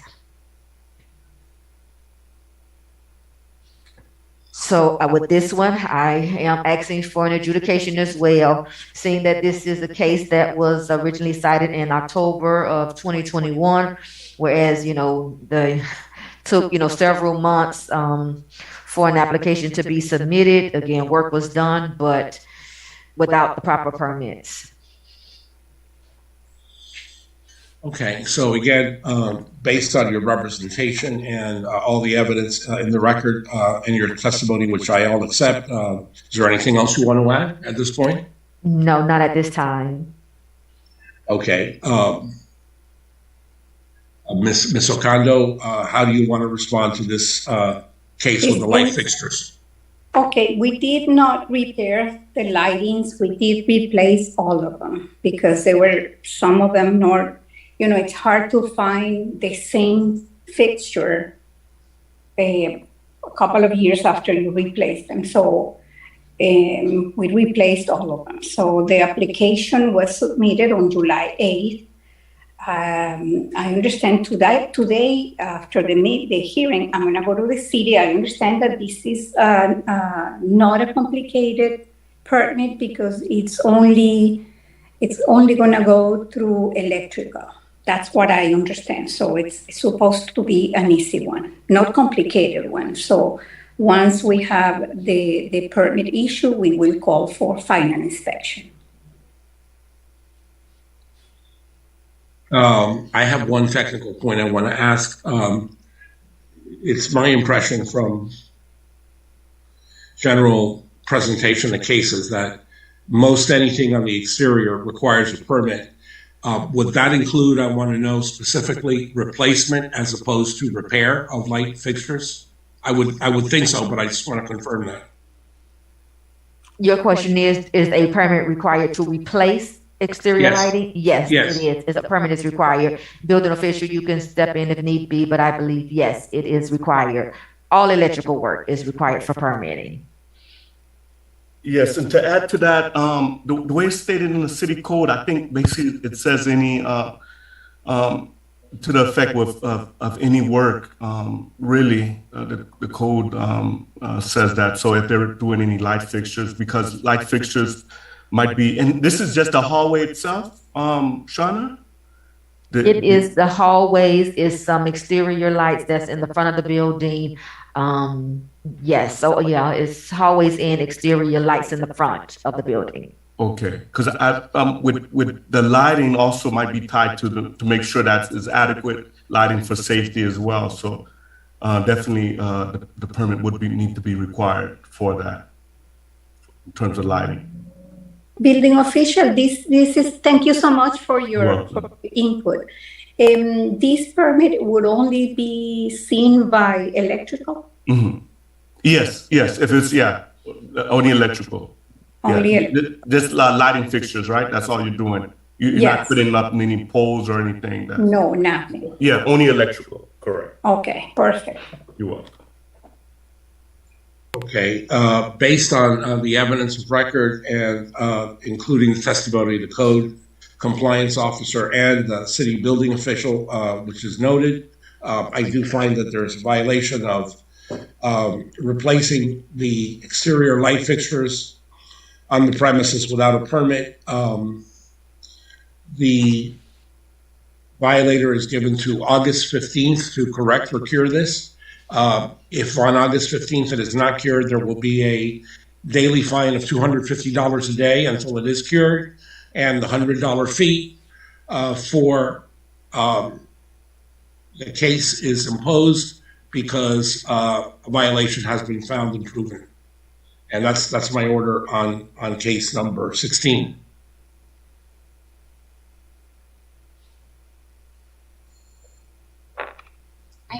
Thank you. And thank you, Ms. Ocando, for your participation. Thank you so much. And all I want to say is that we are working really hard in all of our properties. And we do not only what is required by the city, but also to our standards. We do have, out of our tenants, we have, I believe, 90 to 95% of Section 8 tenants. So we do have annual inspections with different agencies. So It's hard work that we do. I understand. We're not perfect, but we try to, to comply. I wish we would not go to any hearings, but sometimes it's not easy. Mm-hmm. No, it is not. And I appreciate your openness and you've been quite, forthright. So I appreciate that. And I have taken that into account. And thank you. Thank you so much. Now proceed with item number 18 through 21. Officer Christopher Colson. The property owner for item number 18 through 21 is Scott Andrew Gallia LLC. And item number 18, case number is CEMHS 2021-00238. Item number 19, case number is CEMHS 2021-00240. Item number 20, case number CEMHS 2021-00246. And item number 21, case number CEMHS 2021-00251. Mr. Gallia, I'm sorry. Okay, good. And again, just briefly, procedurally, unless the cases have been consolidated, just for clarity and for simplicity in the record, we'll hear each case individually. Sir, please raise your right hand and unmute yourself as well. You need to unmute. Sorry. Do you solemnly swear or affirm the testimony you're about to give in these proceedings shall be the truth, the whole truth, and nothing but the truth? So help you God. Please say I do. I do.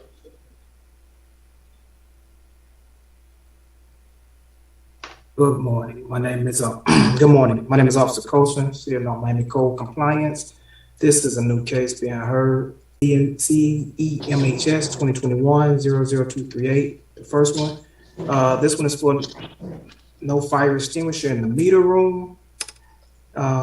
Case was previously open 12/15/2021. As a final reinspection, violation still remains. There's still no fire extinguisher in the meter room, and that final inspection took place July 8th.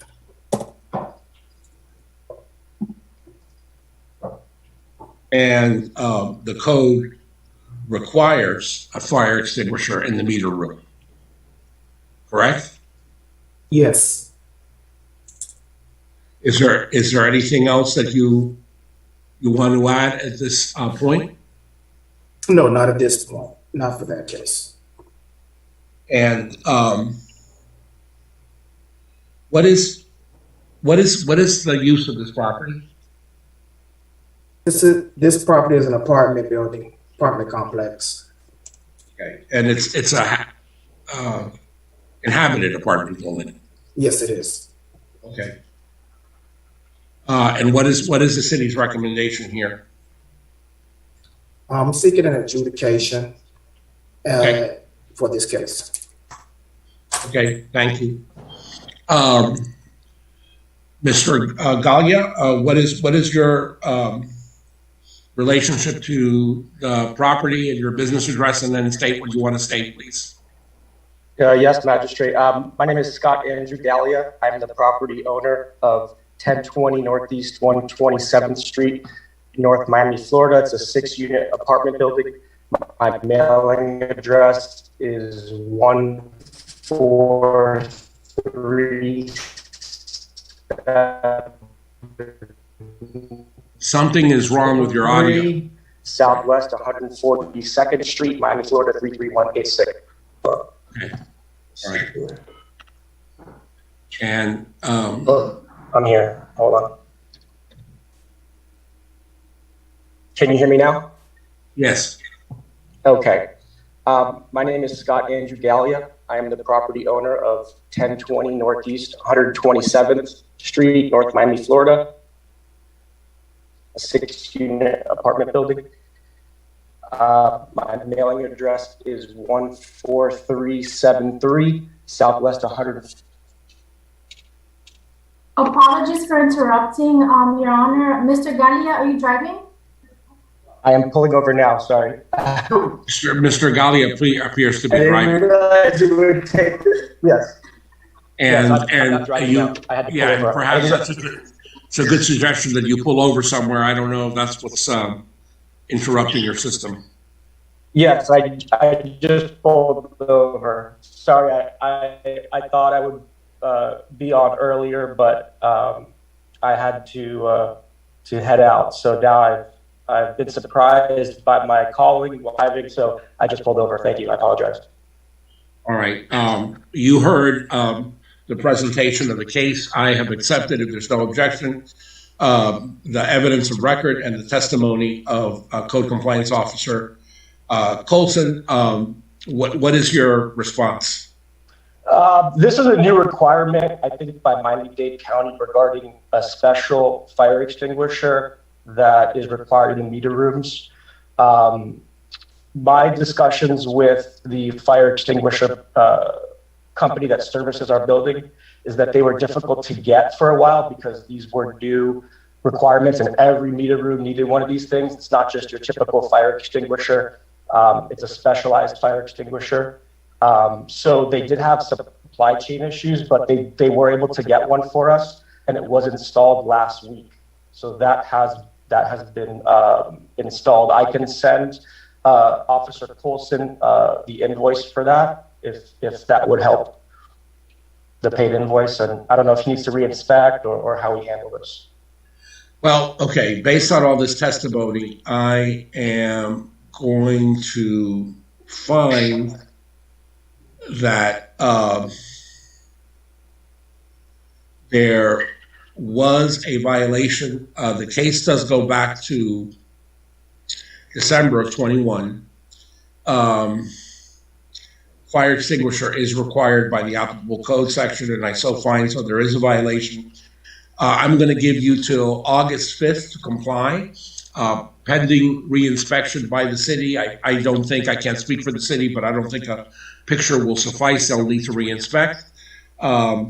If you have complied, then you have complied. But the fine would start. This is, I think, a fire extinguisher. Officer Colson, is this the only fire extinguisher on the premises? No, they have other fire extinguishers that are up to date. It just missed the one out the meter room. All right. So if there is not compliance by August 5th, there will be a daily fine of $250 per day. If there is compliance, there's compliance. Nevertheless, there's still the $100 fee for each case imposed because there was a violation at all relevant times, in that at the time of reinspection, there was still no fire extinguisher. So that's the ruling. Okay. Your Honor, are we ready for case number 2? We are. This is also a new case at the property 1020 Northeast 127th Street. Case violation number CEMHS 2021-00240. This is regarding an extermination report. We submitted after asking a violation for extermination report updated to let us know that they're taking care of the extermination of the property. That was also issued in December on the 15th. It was mailed and posted. As of final reinspection on July 8th, no report has been submitted to me via email or anything at this time. That concludes my testimony. And the extermination report is required for this apartment building per the code? Yes, it is, Your Honor. Okay. Is there anything else you want to add at this time? No, Your Honor. Okay.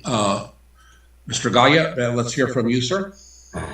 Yes, I'm sorry, Officer Colson, I totally missed this one. When you mean extermination report, what is it exactly that you need?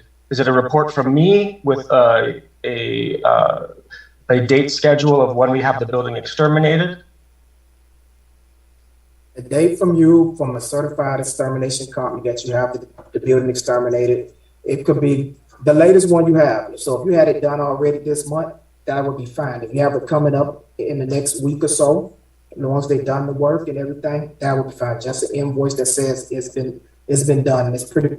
Some people even supply a whole schedule that is done every month or every 2 months. So whatever your schedule is, as long as it's the latest one that you have. Okay, I can provide that to you. Okay. Wanting to follow uniformity when practicable, I am going to find that there is a violation here. So the $100 fee for the case is imposed because there is a violation. No extermination report as required by the code was submitted, and none was had between December of 21 and July 8th of this year when there was a reinspection.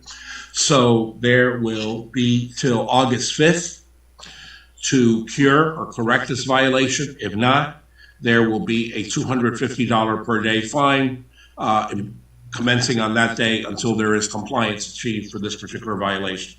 That's the order on case number 19. Next case, Your Honor. Cemhs 2021-00246 at the same property, 1020 Northeast 127th Street. It's a new case. The violation was on 12/15/2021 also for no contact information. Each property with 6 or more dwelling units should have a contact information in case of emergency, who to contact for the fire department or police if they have to be called out. There's no contact information posted as of the final reinspection on July 8th. That's all for my testimony, Your Honor. And again, I know I'm asking you an obvious question, but just to establish it for the record, the contact information is required by the city code or city regulation. Yes, it is. Anything else at this time? No. Okay, Mr. Galia, what would you care to state? We apologize for this. We've never been notified by the city before that we needed this to be posted. And, there's a lot of different codes and things that change over time. We apologize. The sign has been ordered and it'll be installed this week. Okay, again, in the interest of uniformity, I think based on the evidence that's submitted into the record and the testimony, all of which is accepted, a violation has been proven of this. So the $100 case, cost is hereby assessed because there is a violation and that no contact information was provided between 12/21 and this month. The respondent will be given till August 5th to submit the contact information to the city in the manner required by the city. And if they fail to do so, there will be a $250 a day fine commencing on August 5th until that compliance is accomplished. And that is the order on case number 20. Understood. The final case, Cemhs 2021-00251 for the address 1020 Northeast 127th Street. Violation was issued 12/15/2021. This is a new case also. This case involves the walls and building is being dirt. Building is dirty with some mold coming off parts of the roof and the walls. And so also on the staircase. So what was required of him on this one was to pressure wash certain sections of the building. And if need be, touch up paint, because it wasn't the whole building that needed to be painted, it was just certain sections of it. So it was pressure wash the building off the molded areas and touch up paint. And as of the final reinspection, July 8th, this has not been done.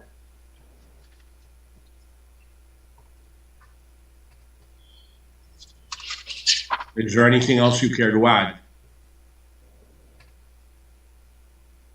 at this point? No, sir. I have taken a notice of the requirement per the code of pressure washing or painting is applicable, and find that there is no compliance. I accept the photographic evidence and the testimony in the record. Photographic evidence clearly shows, mold and certain poor condition areas in the exterior of the building. Mr. Galia, how do you care to respond? I noticed also in the pictures what Officer Colson, described. I wouldn't necessarily categorize it as mold. We all know how the connotation or ramifications using that word without proper testing in a hearing of this nature. It just seems to be just exterior mildew in my estimate. So that has been taken care of by a local handyman to remove that. So that's all been pressure washed and cleaned. But that hadn't been done, Officer Colson, that's for your reinspection date, had it? Yes, I had did that.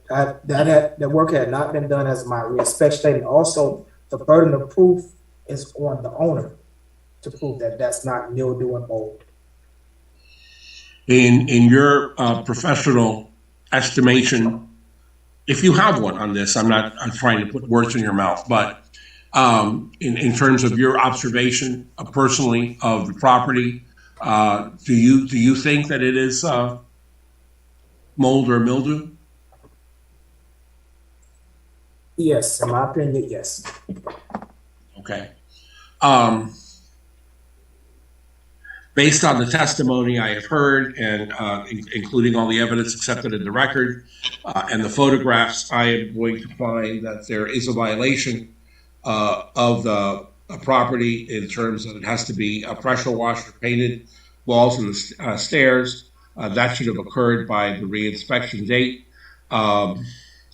And I believe that, therefore, the $100 cost of the case is imposed because there is a violation. I am going to give the property owner till August 5th to cure or correct the violation. Based on my review of the evidence and the testimony, I do think that this kind of violation could have an impact on public health. Based on the condition of various common areas as shown in the photographs. So if there isn't compliance by August 5th of 2022, the daily fine until there is compliance in this particular case will be $500. Understood. Mr. Scott, do you have my phone number and email address? If not, I'll post it in the comments. You can get it from there. You can call me when you're ready for reinspection. Perfect. Hold on, give me 1 second. What's your phone number? He's going to put it in the chat. I'm going to put it in the so chat. We can move on to the Oh, okay. Okay, perfect. Okay. Yeah, be sure you put it in the chat. Okay, I'll put it in now. Thank you.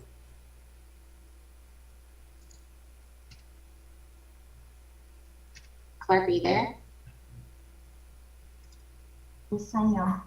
We'll proceed with item number 22, Cemhs, 1260 Archpeak LLC. The officer is Christopher Colson, case number CEGMP 2022-00074. I have an Angelica Dutra here on behalf of this property. If you could just accept the invitation to join the meeting, Angelica.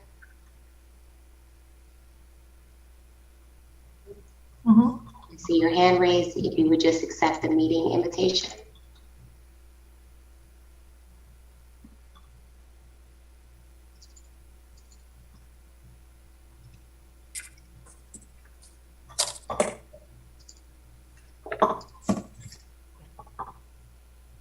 Angelica, I'm not seeing any movement on your end. Can you accept the meeting invite?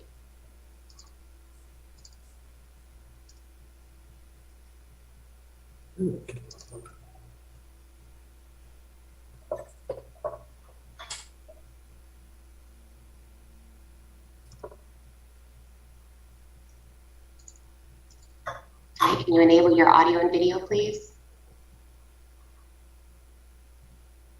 Please raise your right hand.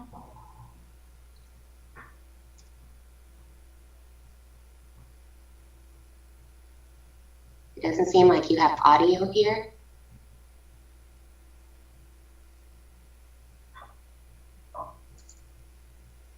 Were you using another device for audio? Okay, I can hear you now. Okay, thank you. Please raise your right hand. Do you solemnly swear or affirm the testimony you're about to give in these proceedings shall be the truth, the whole truth, and nothing but the truth? So help you God. Please say I do.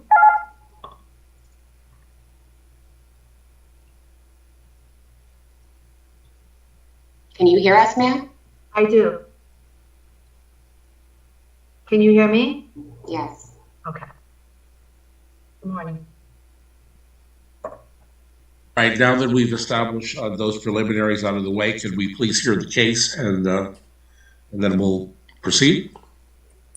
Good morning, City of North Miami Code Compliance Officer Christopher Colson. This is a new case, CEGMP 2022-0074, opened on 2/3/2022. The violation is for a dumpster enclosure. It was falling apart, needed repairs. A permit was required to make these repairs to the dumpster area. I have been in contact back and forth with property owner. They've been calling me back and forth, trying to keep me updated on what's going on and the different holdups and why it hasn't been repaired yet. They've told me they have applied for a permit on file. They've told me they've been having different holdups getting approval on the permit for this. But as of final reinspection, no permit had been issued, no work has been done. The dumpster is still in this present state. And when was that final reinspection date? July 8th.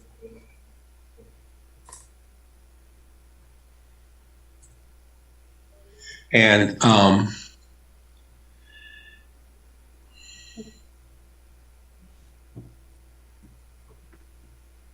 is there anything else you want to say about this at this time? No, Your Honor, that's all. Okay. Ms. Dutra, please give your name, your business address, your relationship to the property, and then tell us what you want to say. I'm Angelica Dutra. My relationship is I'm a general contractor. My business address is 4859 Pembroke Road, Hollywood, Florida. And I'm trying to get the permit approved. The homeowners didn't want to do the repair, or they're going to do a replacement of the dumpster without a permit. So we've been trying for several months.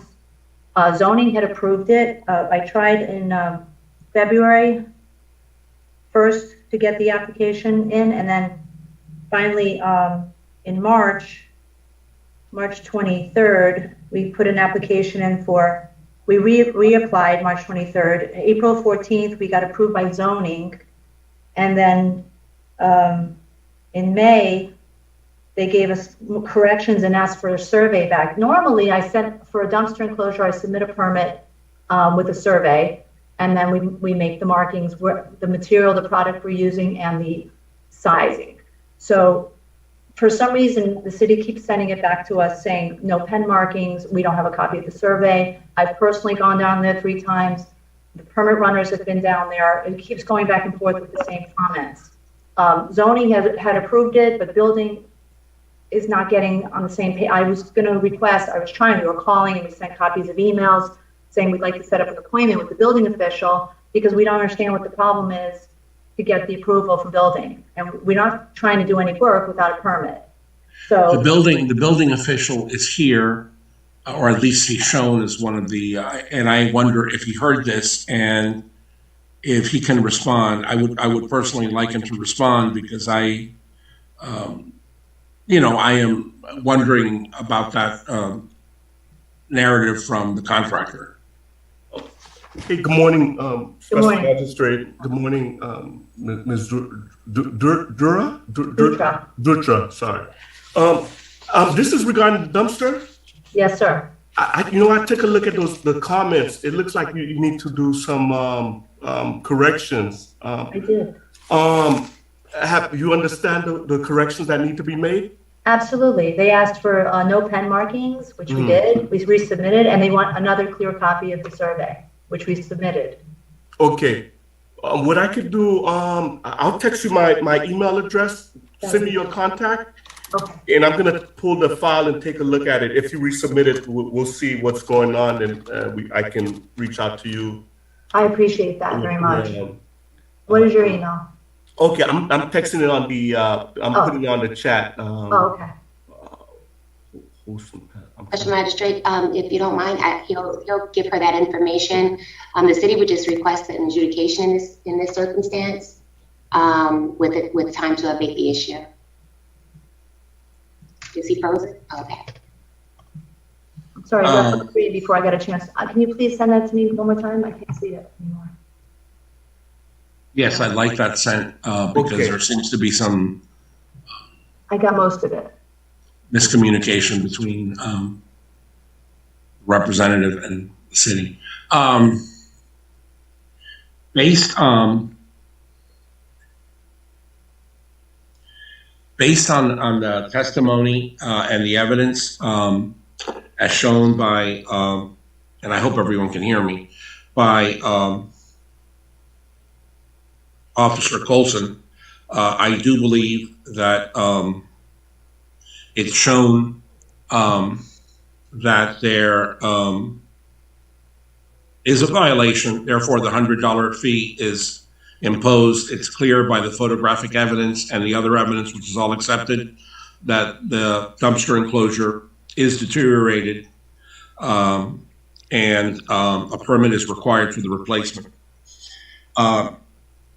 Nevertheless, because of two things: one, this case was open in February of this year, and secondly, there seems to be some kind of miscommunication or disconnect between the city and applicant's representative, who has given a testimony as to various submittals to the city. I'm going to give, in this instance, September 2 to abate. So there will be an abatement date of September 2nd afforded here. And if not, there will be a fine of $250 each day that this continues past the abatement date. That's the ruling in this case. Do you understand? I do. I wanted to find out if he could send me his email again, because that's been very challenging to get me to get in touch with him. Okay, I sent Yeah, it's in the chat. We can see, everyone can see it. It's in the chat. Oh, the whole, okay. Yeah. In the chat? Hold on, where's the chat? If not, you can put your contact info in the chat, and the building official will email you. But we've got to move on. We've got other cases on the agenda. Oh, I see it. I see it. I see it. I'm good. Thank you. All right. Thank you. All right, we clear? Thank you. We'll proceed with item number 23 through 28. It's for the Oaks and North Miami Condo Association, Inc.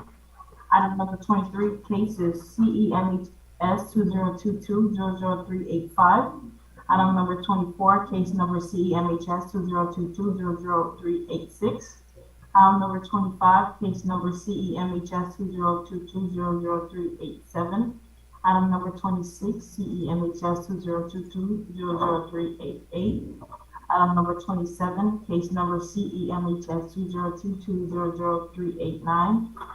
And item number 28, case number CEMHS 2022-00390. And all those cases are for the Oaks and North Miami Condo Association, Inc. Do I have you on behalf of this property? Nikki Navajo. I see a Mark McKenzie in the attendee here. I don't know whose case that is, but I know that case was closed for compliance. If one of you officers can address it, please.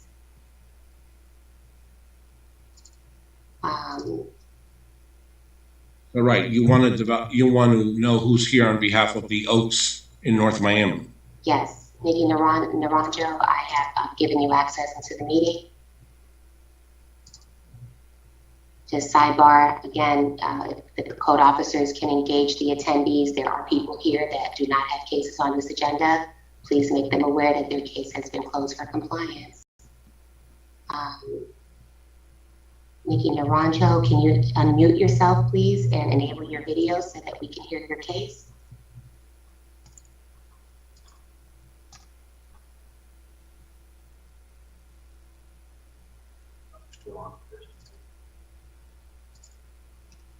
Ma'am, please raise your right hand and enable your audio. Do you solemnly swear or affirm the testimony you're about to give in these proceedings shall be the truth, the whole truth, and nothing but the truth? So help you God, please say I do. I do.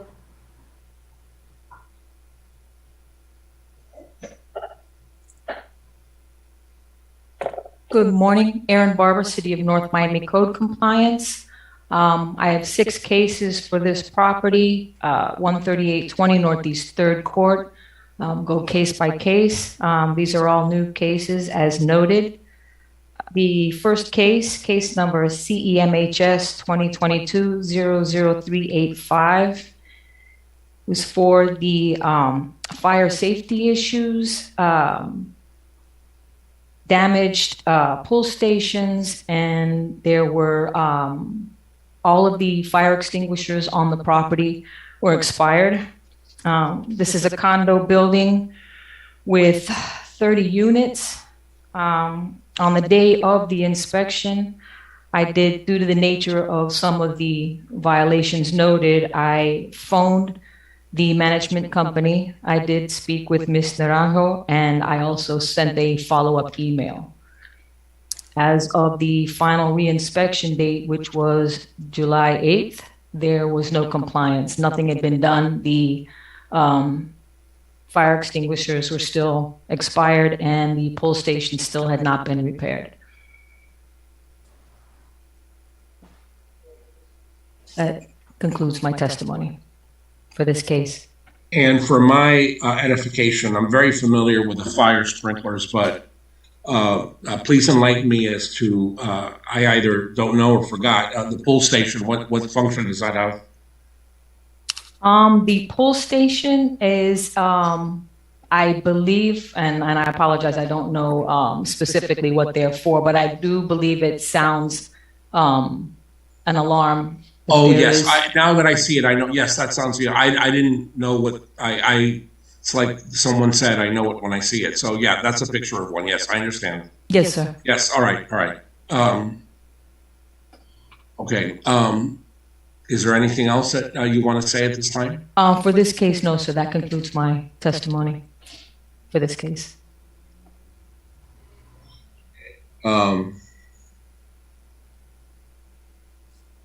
When, I'm sorry, you probably said it, but when was this case opened? These cases were opened on April 20th of this year, 2022. And Okay. yes, sir. All right, all right. Ms. Naranjo, your relationship to the property, your business address, and then what do you want to say? Yes, hi. Good morning. My name is Nikki Naranjo, and I work for the Property Management Office, Tri-Cell Commercial Real Estate. Our address is 2460 Southwest 22nd Street, Miami, Florida, 33145. We are aware of this violation, and we are working to get it worked on. We already engaged with, we're on the schedule for the sprinklers and the electrical pull station. We just need a little bit more of time. I believe we're scheduled for this week to get those corrected. Does the city have any recommendation as to the date of abatement or compliance here to obtain this apparatus, if any? You know, I'm just asking.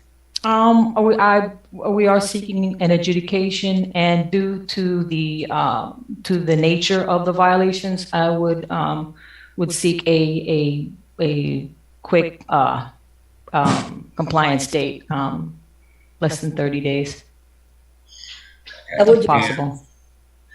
And you've said that all fire extinguishers on the property, without exception, are they're expired. Yes, sir. Yes, sir. I went through all of the buildings. Again, there are 30 units, and they were all expired. And by code, when they're expired, they're not supposed to be used, or they need to be replaced. Yes, sir. Yes, sir. That, and as well as the pull stations. There To be was replaced. yes, sir. Yes, sir. And I did speak with Ms. Naranjo on April 20th by phone, and I also sent her a follow-up email after our phone conversation on April 20th, letting her know of these violations. Okay, based on the testimony and the photographic evidence and all other evidence of record, which I accept and is placed into the record, as well as all testimony that has been heard, I find that there is a violation as required by code, that all fire extinguishers and pull stations have to be repaired or replaced. That was not done by the non-compliant state. So again, the $100 fee for the case is imposed. There is going to be a correction date or abatement date. That is the date by which you need to cure this, of August 5th. Because it is every fire extinguisher on the premises, I consider it to be a public safety issue. If there isn't compliance by August 5th, a daily fine of $500 a day will be imposed thereafter until there is compliance. Thank you so much. Thank you. Okay, on this particular violation. Thank you. Okay, which brings us to case number 24. Case number 24 is Cemhs 2022-00386. Damaged emergency lights needed to be replaced. Exit lighting, I found missing corridor lighting.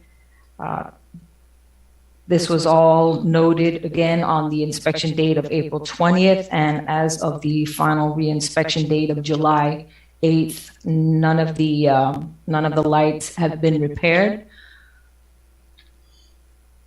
They've got several of the emergency lights. It's an exit light in this photo here that, well, where an exit light should be. And again, as of the final recheck date, there was no compliance. Concludes my testimony for this case.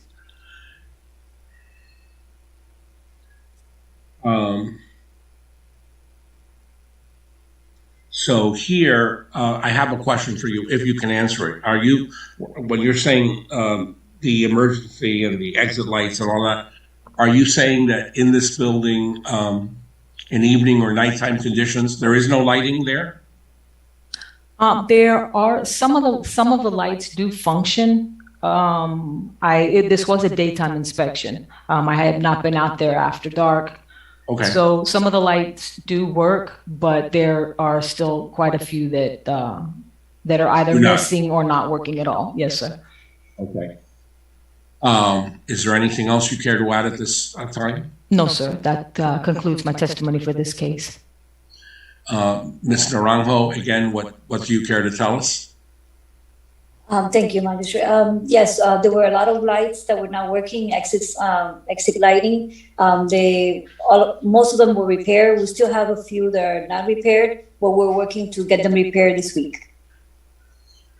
Based on the testimony and the evidence, I do find that there's a violation in that various emergency and exit lighting and corridor lights were not functioning up to code as of the time the case was open or the reinspection date. So the $100 fee for the case is imposed.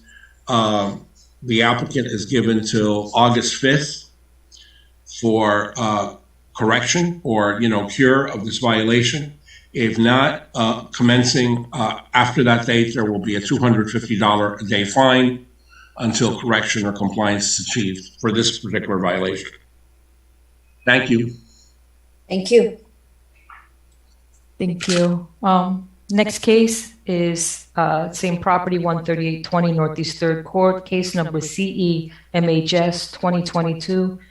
2022-00387. This is for the violation about storage on the balcony, and also a sanitation violation where there was waste on the ground around the dumpsters.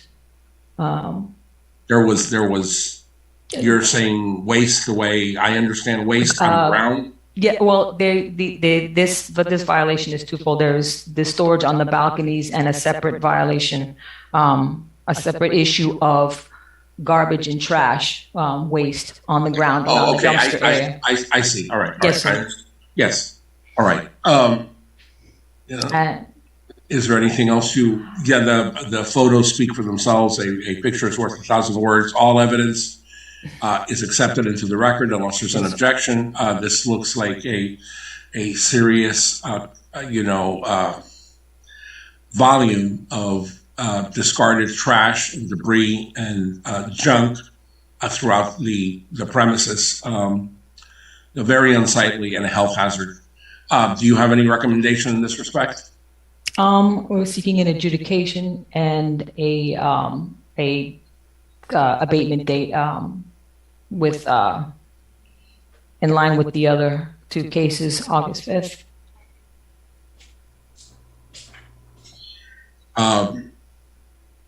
Ms. Naranjo, is there anything you care to respond here? Yes, sir. The garbage and the debris has been removed. Unfortunately, I don't have pictures or proof, but I was told that it's been removed, and we already sent notices to all the residents to remove and empty out all the balconies from all those flying objects or junk in their balconies.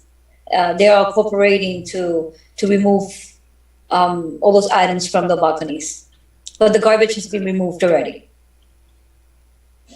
Okay. Well, we don't have any photographic evidence of that. The moment today is my first day after 2 weeks with COVID at home, and I'm just starting fresh. It's okay. So I have to gather all my evidence and pictures. I don't have it with me at the moment.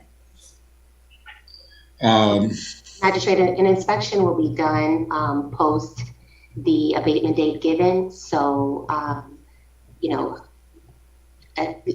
her not having the evidence today wouldn't prevent you from issuing an adjudication on this matter and setting the abatement date, as the staff will go back out and do an inspection at that time. Okay, very well, Madam Director. Based on the evidence, the testimony, and the photographic evidence, which is very compelling and is all accepted without objection, I do find that there's a violation of, excessive storage of items on exterior balconies and extensive garbage, debris, junk, and found objects scattered throughout the premises, creating a poor state of the property, a health hazard, and a nuisance. Because I find from the photos that the evidence seems to be that this is extensive, not slight or moderate. In light of all of the foregoing, I'm going to find, of course, $100 fee is imposed because there is a violation as shown. The abatement date is August 5th. If after that date this has not been corrected, there will be a $500 per diem fine until there is correction for this particular violation, which appears to this magistrate anyway to be very extensive. That's the order on this case. Thank you. Thank you. The next case number CEMHS 2022-00388. There was on the day of inspection on April 20th, I noted that there appeared to be some screens missing. However, the biggest issue was a broken window at building number 2 on the 3rd floor. And as of the final reinspection date of July 8th, the window, it's in the same condition, as you can see from the photo. Is there anything else you want to add about this? No, sir, that concludes my testimony for this case. Okay. Ms. Naranjo, is there anything you want to say? I thought it was already fixed. I believe it's been fixed already. I have to check with the property owner of that unit, and we'll go from there. Thank you. Based on the testimony and the evidence, including the photographs which are accepted into the record here, I do find that there is a violation of the broken window on the 3rd floor and the screens.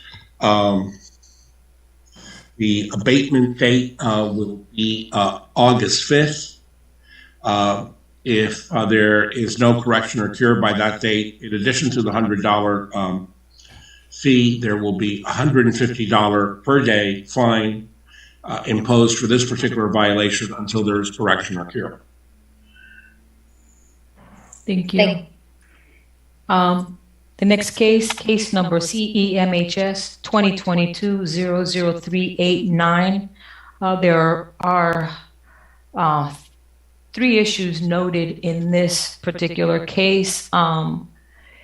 There is a mildewed areas needed to be pressure washed, the stairs, fascia boards painted. Where are those photos of the mildew areas? Those photos are here, but the most pressing issue for this violation would be the repair of the chain link fence. This property abuts a canal, and as you can see from the photos on the screen now, there are at least 2 large holes in this fence that, you know, any small child could fall through. And when I did note these violations, we did notify North Miami Police. They did go out and put some tape on one of the holes. I did speak again with Ms. Naranjo on the day of the inspection to convey the urgency of having at least some temporary repairs done to the fence.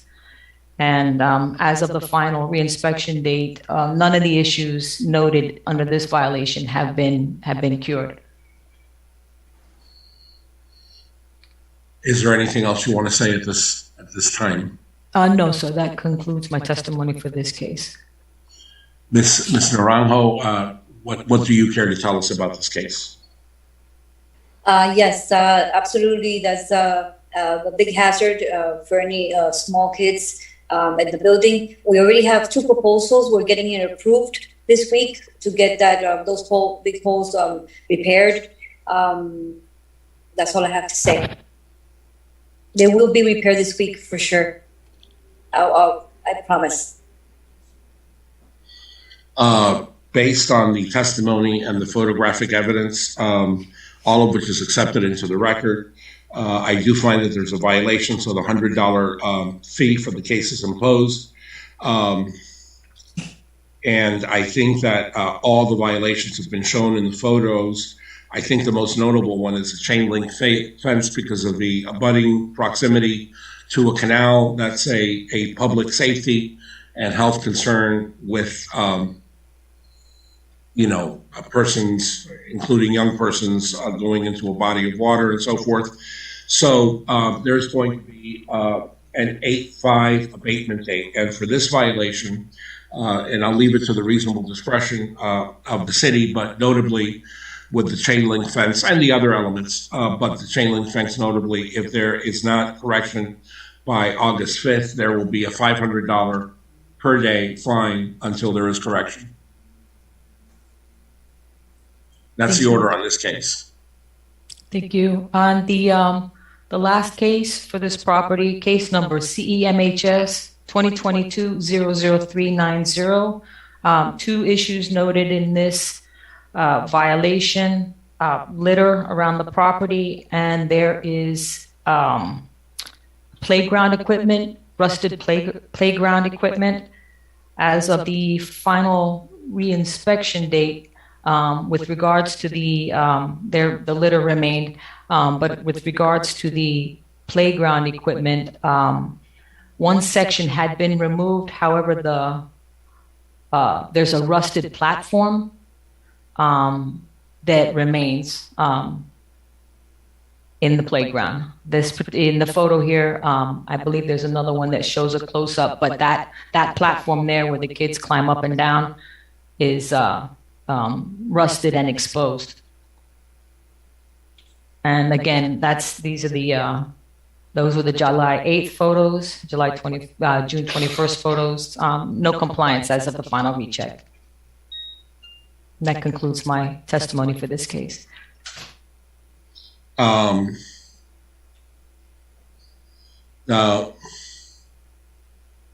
I understand the playground equipment, that can be a public safety concern. Why is the debris portion not covered by the earlier case? How is this different than the earlier case? It was, this case, spoke more to the debris in the general parking lot area. And the previous case, was the area around the dumpsters. I had gone area by area, and, so the litter, there was litter on the playground, so I put those two together. But again, there was no compliance, with regards to the playground equipment, which was my biggest concern. Okay, because it would seem to me that the litter should all fall within one case. Yes, sir. Yes, sir. I All right? agree. Yes, All sir. right, so I'm not gonna adjudicate the litter. Yes, sir. In this case, because it seems duplicative to me. The playground equipment, Ms. Naranjo, do you want to say anything about this? Again, we're trying to get it fixed as soon as possible. We just need a little bit more time. We're trying to get it repaired correctly, not with the Band-Aid, and we're looking into working to get it fixed as soon as possible. Is the playground open meanwhile? Yes, it is. Well,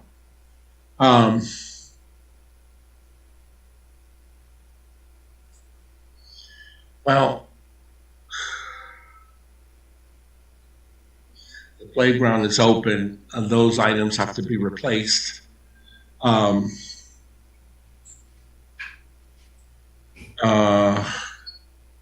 What does the city think is a good time for compliance?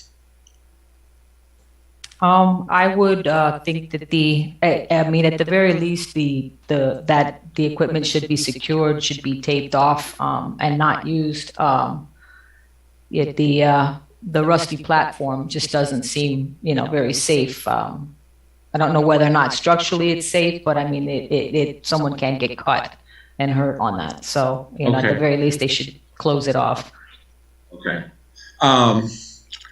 I think there is a violation, so the $100 fine, administrative costs, excuse me, I stand corrected. $100 administrative costs is imposed on case number 28. I do think that the playground equipment open and being used by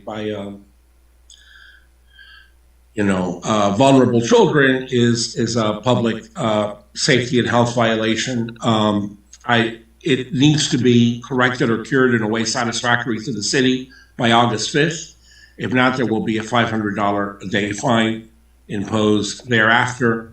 And if you cannot replace the equipment by that time, you may want to, and I'm making no ruling on this, explore with the city whether temporarily closing the playground until you have complied might be a solution. I'm not saying it is, but you might want to explore that with the city because you don't want the children playing on rusty equipment.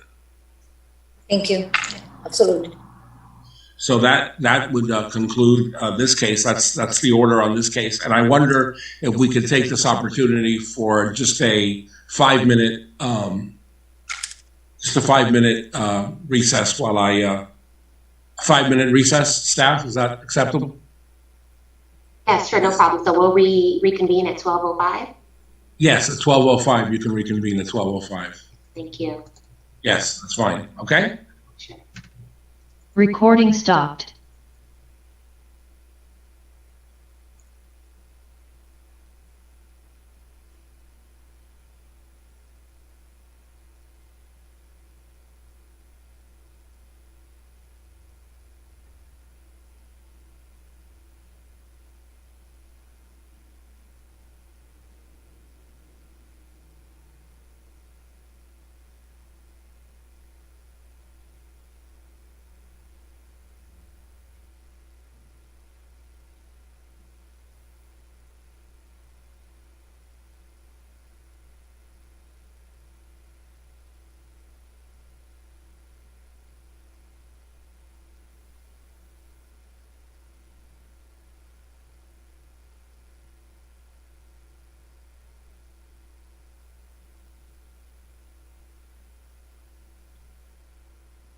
Spanish and Creole interpreters. You guys are dismissed. Thank you.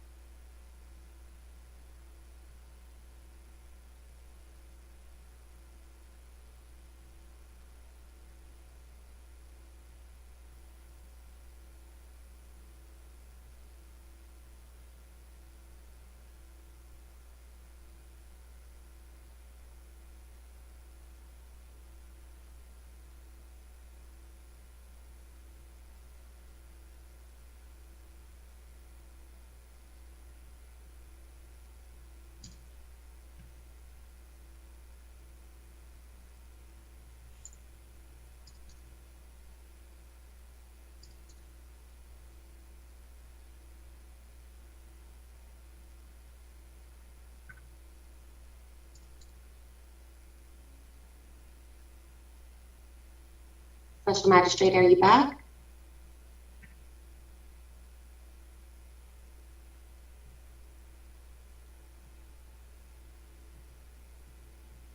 Yes, I'm here. Okay.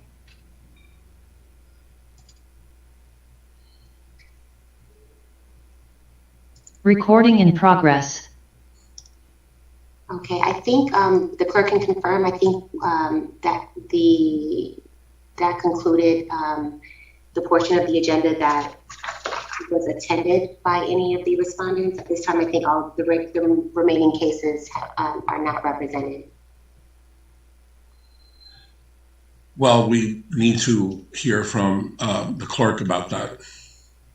Yes, that concludes all for the attendees that were present for today. And I did dismiss the interpreters as well. So now we'll proceed with the remaining cases that no one presented for. And let me take this opportunity. I want to direct this comment at you, Ms. St. Louis, the clerk, Madam Clerk. Just for your information, I will be not available, not accessible from July 28th till on or about August 5th. So in terms of the rendition of the orders, they will either have to be within the next week or they will have to be after August 5th because I am not going to be physically able to review and render them between those times. Am I clear? Yeah, we'll have them to you prior to that. So you should have them prior if that to is, yeah, I don't want to have them prior to that at like the last minute before I'm, I will be, I'm just saying I'm not going to be here, during those days. So either before or after, but before just doesn't mean on the 28th, okay? No problem. All right. That includes the 28th. And it could be before or after that. Either is fine. Thank you so much. You're welcome. All right, so we'll proceed with item number 6. Okay. Is Jesus Mencha Guerrero, case number CERCV 2021-00136. The officer is Aaron Barber. Good afternoon. Aaron Barber, City of North Miami Code Compliance. This is a new case at property 1140 Northwest 132nd Street. Case number CERCV 2021-00136.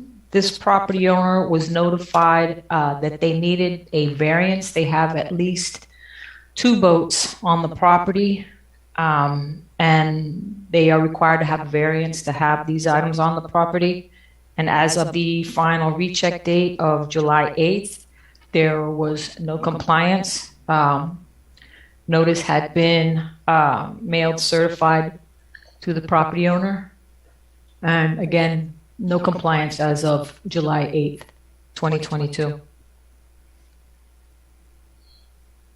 Is there anything else you care to say about the case? No, sir. That concludes my testimony for this case. Now, the photograph I'm looking at okay, now I see the top of the vessel, one vessel. How do you know there's 2? Okay, I see one. Yes. Show me the one and show me the other because the one is on the left and the other one is the one that's blue and white. Is that Yes, correct? sir. Yes, sir. There's one closest all to right. the fence. Second one has a smaller tuna tower. Yes, sir. All right, I didn't see both vessels. Yes, sir.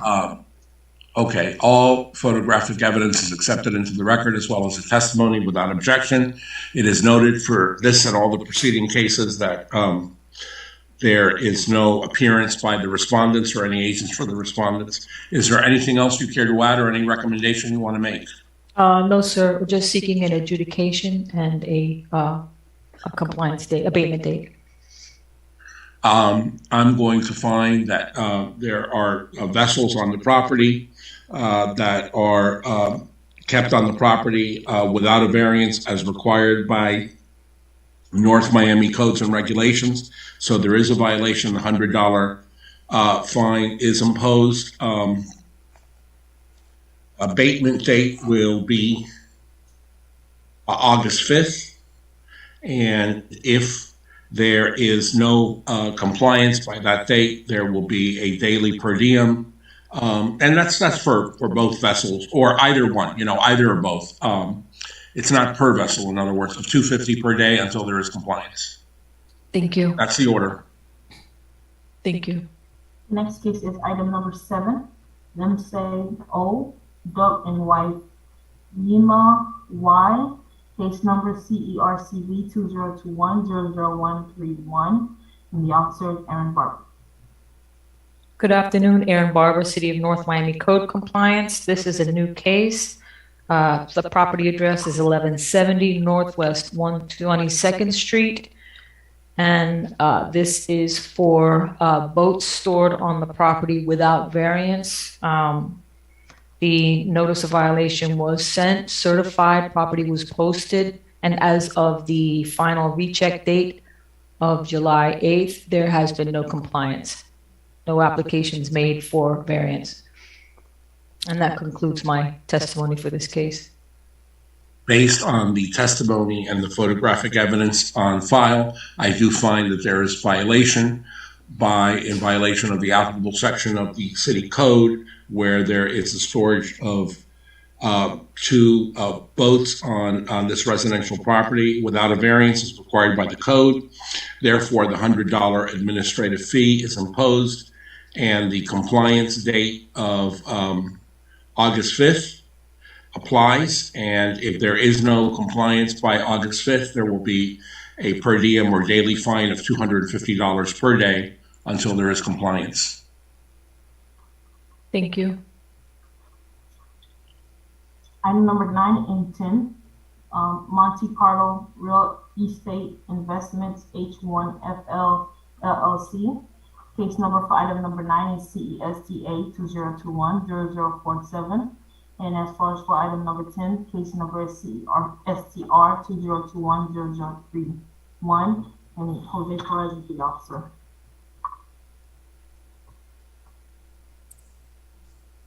Officer Perez of the City of North Miami, today we're hearing the case in regards to the property located at 1905 North Hibiscus Drive. This case is in regards to short-term rental advertisements and short-term rental that occurred. With your permission, can we hear both cases at once? I prefer to hear each case separately because they haven't been consolidated and they're each going to require separate orders. So go ahead, please.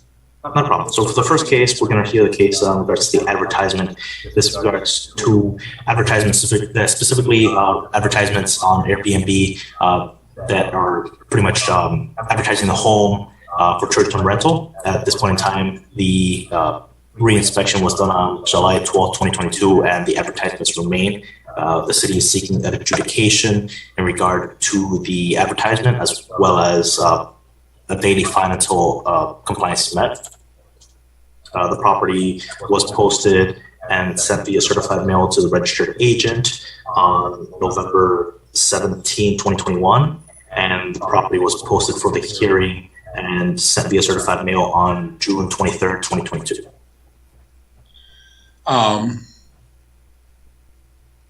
Okay, that's clear enough. Let me ask you something which is not that clear to me, which is you said that you're seeking an adjudication and a fine and a daily fine. What's confusing me, as I understood that last violation, if there is a violation of the city code, there's a fine up to a certain amount. But in addition to that, there is a daily fine besides that? Explain that to me, because I'm not anyone. So with that previous case, since they did comply, the attorney advised that they complied. We're going to seek only that one-time fine since they did comply. This one, since compliance has not been met, we're asking a daily fine until compliance is met if they don't meet that compliance date. How do I know, and how can you tell me that there is the daily fine to me for this kind of violation would necessarily indicate that they are advertising? Are you representing to me that these ads are running? That is correct, yes. As my re-inspection date on July 12th, which was the final reinspection date for this violation, the advertisement was up and running. It was live on Airbnb. Okay. And can you check it right now and tell me if it's live and running on Airbnb? Sure, if you allow me one moment, I could check. Yeah, I'd like to know that. And Magistrate, just for the record, you might want to take notice that there's multiple ads in the evidence being presented here on live here. That if you look at here at the top of the document, it notes where we pulled it at various times from when the violation was initially opened. So this one dates back to November 2021, and this one here was pulled on July 12, 2022. I don't know if there's anything in between, but I just want to make notice that we did pull the ad various times throughout.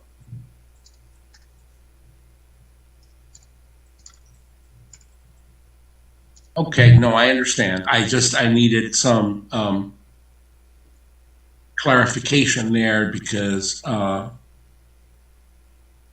you know, I am just rightfully or unnecessarily, I'm not sure which, but the issue of just I don't want there to be you know, multiple or redundant violations for the same thing because I'm mindful of that issue.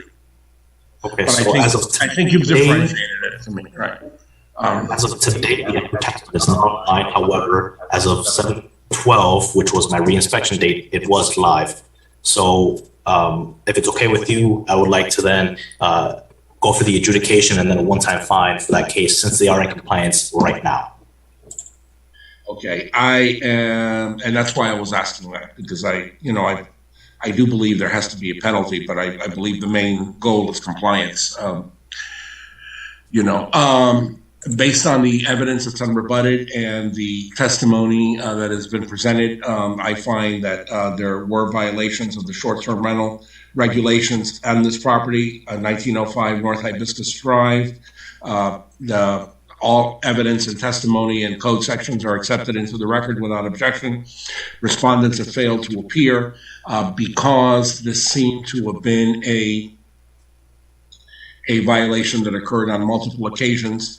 The $100 fee is imposed, of course, and the $1,000 fine is hereby imposed in this particular instance. If the city brings other violations, it may be treated as a recurring violation at that point, others beyond these, you know? Thank you. So that's the order. Okay, moving on to the next case would be the short-term rental axle that took occurrence. So on that case, explain to me how that is. Yeah, explain to me how that is different from the prior case.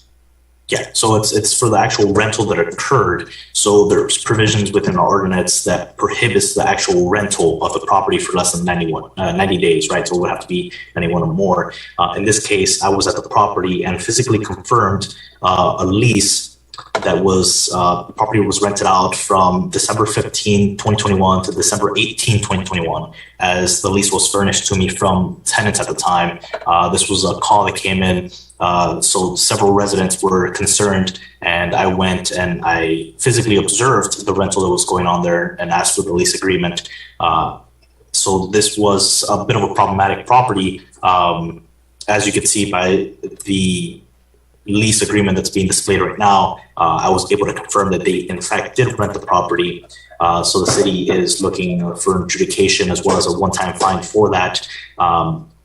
This, along with the previous case, they were both sent via certified mail, and they were posted at the property in regards to the original violation as well as the notice to appear. And what is the recommended or prescribed penalty for this violation? So it's within your discretion. However, similar to the previous case, it is up to a $1,000 fine. So it's what you would decide. I'm sorry, if I may, in this circumstance, Magistrate, we would be presenting this case as irreparable, irreversible, as the city would contend that the the only compliance that could be, or that there would not be an opportunity for compliance. The rental has happened, and as such, we would present this case as irreparable and irreversible, and subject that to a up to $15,000 fine.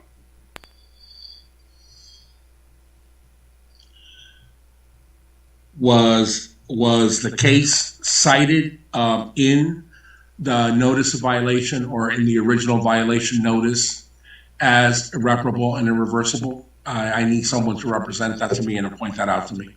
It was not noticed. However, our code doesn't require that notice either. Let me see the code section for me, if you don't mind. That doesn't require that.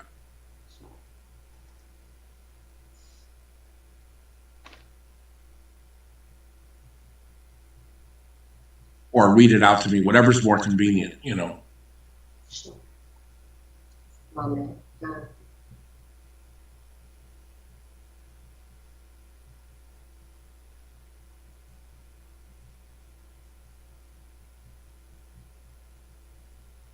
If the special magistrate finds the violation to be irreparable or reversible in nature, the special magistrate may impose a fine not to exceed $15,000 per violation.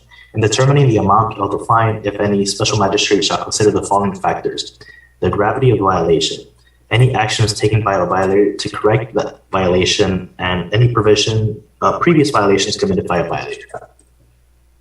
Can you cite the section of the code, please? Yes, so that's under chapter 21-20. It's chapter 21.20 or 21-20 of the code? That's correct, Magistrate. Okay, administrative notices taken of 21-20 of the code. There has been a violation proven here, so the $100 fee is imposed. Considering the gravity. I'm sorry, your audio, Magistrate, went out when you moved over. Okay. All right, is it fine now? Yes. All right.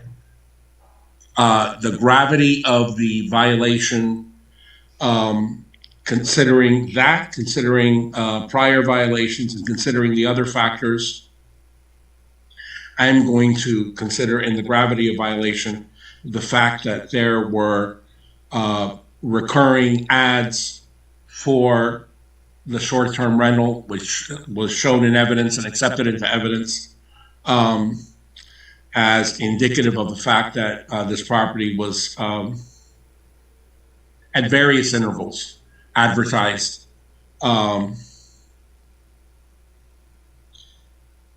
for rent, and I will in this case impose a fine of $5,000.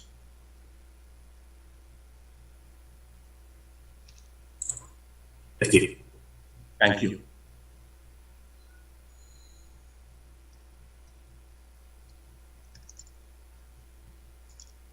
The next case is item number 11. Let me just ask one thing, and before we leave that, of Officer Perez, just one thing. I know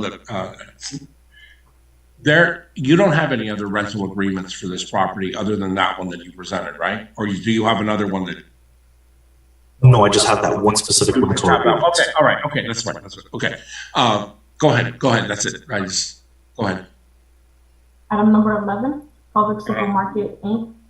Case number CEMIS 20210045. This case was previously found guilty with an abatement date of July 8, 2022.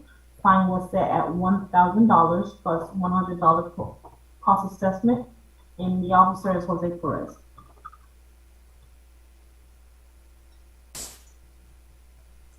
Officer Perez with the City of Miami, hearing the case in regards to the violation when it comes to the establishment of public supermarkets. This violation in regards to the violation of failing to abide by the city's measures for shopping carts. They have not provided a plan to the City of North Miami for their shopping carts. They were found guilty by Magistrate Smith, and they have not abated, they have not provided any documentation or any plans to the city in regard to their preventative measures for shopping carts. This has been a ongoing issue where monthly the city has been picking up several shopping carts throughout the entire city for said business. The property was sent via certified mail and posted at the property for the hearing. The notice was sent out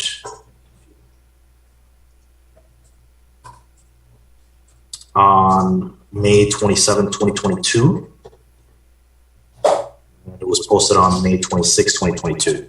And at this point in time, we're asking for the fines to carry forward. You're asking for what? Fines to be carried forward for them to be eradicated. Not eradicated, sorry. Imposed. Imposed. Thank you. And the fine of this shopping cart, shall we call it plan or a program, is required of all retailers or vendors in the city that have shopping carts, Publix, Winn-Dixie, CV. I mean, this is required across the board, right? That's correct, Magistrate. Okay. So in this case, Publix, just so for your knowledge, and I don't think that you heard the case initially. No, I didn't hear the case. That's why I'm asking. Okay, so a representative did show up for the initial hearing, and back, I guess when we initially adopted this legislation, they were cited. Publix was cited. They provided us this plan that I'm displaying on the monitor. Which would, the intent was to minimize or, prevent carts from kind of just being removed from their property. As you can see here, the city has collected and continues to collect, despite the plan that they provided, a number of carts on a monthly basis. And so what we were presenting was a violation of the cart plan that was provided to the city and requiring that they take a look at their plan and revise it and or determine what part of the plan they have not, formally adhered to, or maybe need to revise or improve on, or what have you. Again, as stated, someone did appear, a representative did appear. They were noticed for the second hearing. This was noticed for today, for this hearing today. Yeah. And they failed to appear. They failed to appear, and we haven't received any updates to the plan, nor have we heard anything post the prior hearing. So, but they were correctly noticed for this hearing. That's correct. Yes. And the notice is here displayed on the monitor. They were sent notice certified mail. Well, I realize that I could enter supplemental relief or related relief, but I tend to be conservative about that in that I don't know, what ability I may have to dictate that Publix revise their plan. I mean, I think I can find them in violation or in derogation of their present plan.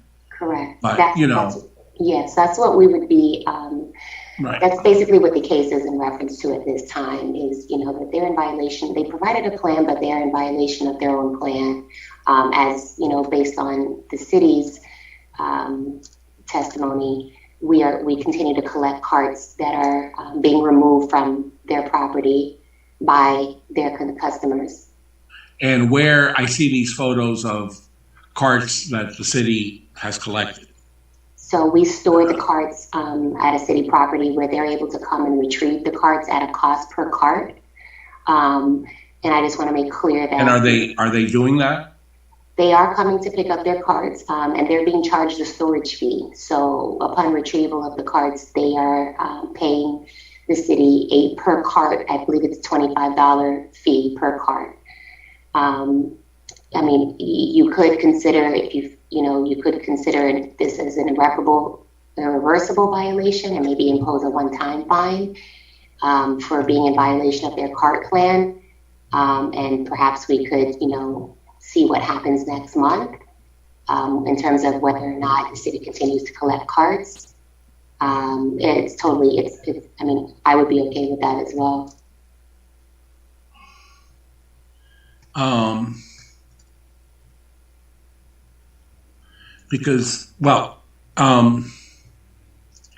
many, the reasons I ask is because they're already paying you to retrieve their carts. So they're compensating the city for that, but you're recouping your costs presumably in that. Right. So this is a separate provision of the city code that requires commercial businesses that, like you stated initially, that have shopping carts to provide the city with a plan that's approved by the city, it's a preventative measure plan. So, and so what we're, as stated, there's the storage fees for collecting carts is completely separate and apart from the legislation requiring the business to have a plan preventing the carts from being removed from their location. I typically receive a report from our Public Works Department monthly that indicates how many carts have been collected monthly. You have that report? I don't know if I have, the last one I have here looks like it's dated, but I'll share my screen so you can see what we received. So as of December 21, I had 45 carts for Publix in storage. In November, we had 37. And so this is a monthly report that we receive. 36 in October, and it just goes on and on. And in 47 in September. I'd like this report to be placed in evidence. This report is to be placed in evidence for this hearing as an additional. It is. It is? Okay, this Yes. this is already in the backup evidence? Okay, I'm sorry. Okay, so based on the testimony of the city, which is unrebutted, and the evidence of record, which is all admitted without objection, and noting that the respondent has failed to appear, but most notably taking into account that it appears that your audio again, Magistrate. Okay. It's something when you lean over. Yeah. All right. Is this better? Okay. I'll try not to lean over. Is that fine? Right. Yeah, we can hear you now. Thank you. That Publix has, on multiple occasions and multiple months, failed to adhere to its shopping cart plan submitted to the city and required by the city code, and has been in dereliction or derogation of that shopping cart plan because I take administrative notice that every month it appears that the city is collecting 5,000 collecting 35 or more shopping carts from Publix. Therefore, because there is a violation that's been proven and demonstrated, the $100 fee is imposed. I am going to find, based on the multiple months and that testimony and that document, which again is administratively noticed, that this is irreparable in nature. And at this point, what I feel is appropriate at this hearing is a $5,000 fine is imposed for this violation, which has occurred through numerous months as documented. That's the order. I'm not, maybe something else in the future, but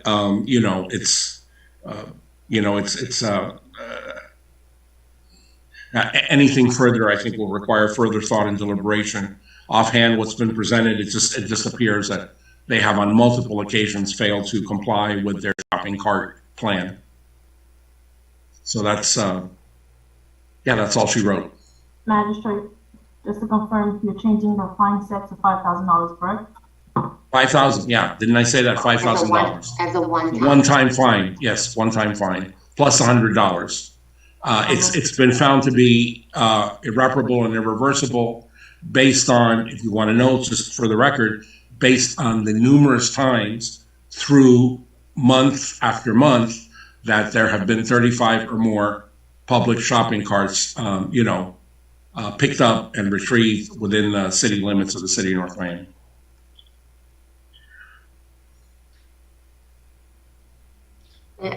Magistrate, and I don't know, I mean, I know that, you know, the legislation is important to you, so I wanted, well, it's important to everyone, obviously. I wanted to just make note that the code specifically reads under 11142 subsection D as it relates to preventative measures and notices, penalties for offenses.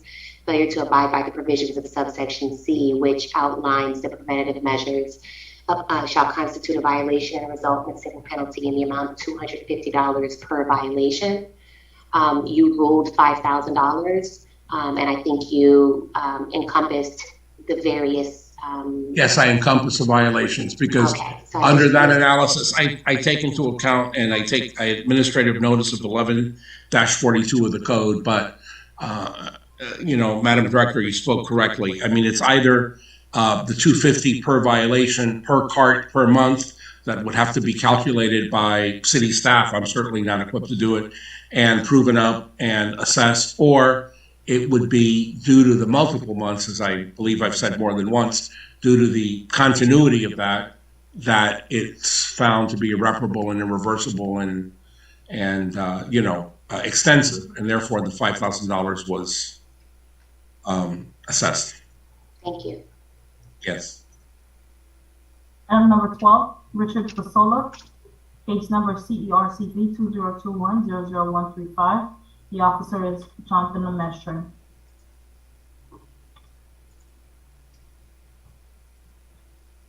Good afternoon, Co-Compliance Officer Jonathan Lemestre, and this is a first-time case. On December 15, 2021, I opened a notice of violation on property 1570 Northeast 141st Street in regards to a boat without a variance on file. I posted the notice of violation that day, and I sent a certified letter to the property owner. As of the final reinspection day on July 8th, violation still remains, and the boat's still on the property without a variance. Is there anything else that you care to say about it? No, sir. Based on the testimony and the photographic evidence, all accepted into the record, and based on the fact that it's unrebutted and there is no respondent who was appeared, I am going to find that there is a violation of having a boat on the property without the required variance. And the $100 fee is hereby assessed. There is a violation, and the respondents, Richard and Abesola and others, are given to August 5th to comply. If they do not comply by August 5th, there will be a daily fine of $250 imposed until there is correction. Thank you. Item number 13 and 12 and 14, sorry. Robert A. Foncree and wife Karina, case number CELSC 2021-0003. This case was previously found guilty with an abatement date of July 8th. Fine was set at $200 plus $100 cost assessment. And as far as for item number 14, case number CESSP 2021-0018, it was also found guilty with an abatement date of July 8, 2022. Fine set at $250 plus $100 cost assessment. And the officer is Shannon Sanders.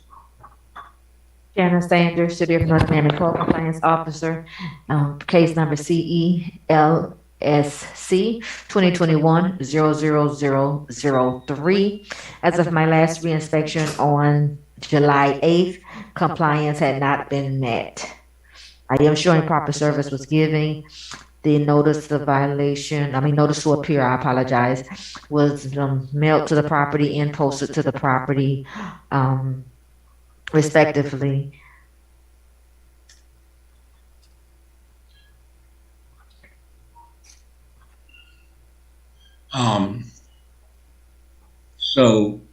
And for my edification or my clarification here, there was a prior finding of guilt by the magistrate with a prior abatement day about 10 days behind us now of July 8th, and a fine set and a cost assessment set. So what is the city recommending that We'd like to And move I- forward. Go ahead. right, and yes, you want to move forward, and how specifically do you want to move forward? Move forward with the fines. I would like to move forward with the fines. That's, I believe it was, looking here, $100, $250, a day until compliance has been met. Okay, if I understand this correctly, because, yeah, the style of this case is a little differently than the other ones. I take into account the officer's testimony and all photographic evidence accepted into the record without objection. There is no respondent present. I acknowledge, I approve, and I ratify the prior order of the magistrate of guilt. The $100 cost assessment was already assessed. So the fine will set at $250. So the fine will accrue commencing on the abatement date going forward each and every day from July 8th until there's compliance. So that's what to me seems like the order that should be entered, and that's what I will order. Okay, next case, CESSP 2021-00018, for the storm shutters being closed. As of my reinspection, again on July 8th, compliance has not been met. I am showing proper service was given. The notice of violation was mailed to the property, as well as the property was posted on June 23rd, notifying them of this hearing. Again, as of my last reinspection on the 8th of July, compliance had not been met. City is asking that we move forward with these fines as well. Based upon the testimony and the photographic evidence and all other evidence which is unrebutted in the record, and the respondents having chosen not to appear, I take a notice of the prior finding, and I approve, acknowledge, and agree with the prior order finding this violation for the storm panels and the shutters. The cost assessment having been previously imposed, the fine should have accrued as of July 8th. Which was the date for compliance. So the daily fine of $250 will commence to accrue on that date that they failed to, abate by, that they were required to abate by, and will continue daily thereafter until there is full compliance. And that is the order on case number 14. Thank you.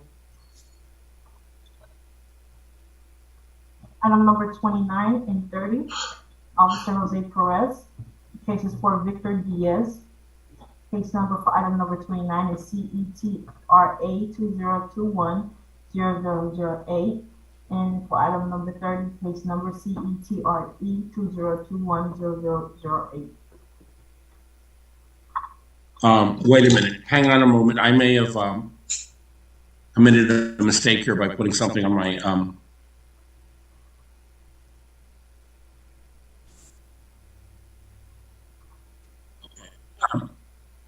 okay, I did something wrong, but anyway, I'm back. So, excuse me.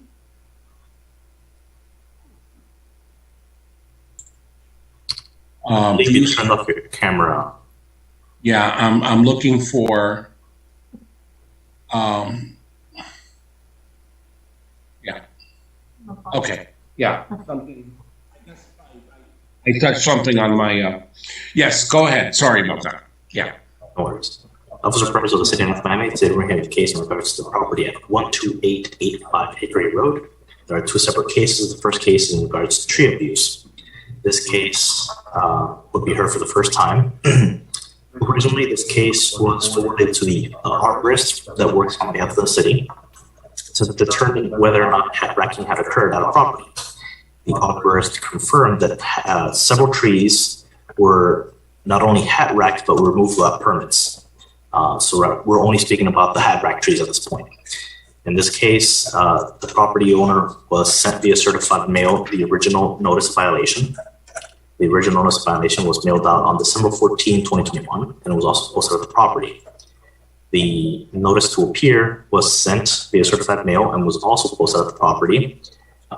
We also notified the registered agent. No, I'm sorry, this one doesn't have a registered agent. No, this is an individual. This is an individual, yes. We sent the original notice to appear on June 23rd, 2022, and it was posted on June 22nd, 2022. So at this point in time, the property was properly served. They are now in violation of the city's ordinance for tree abuse, and the city seeking an adjudication and a one-time penalty for irreparable, irreversible violation of nature, which was the tree abuse, as indicated by the city's arborist.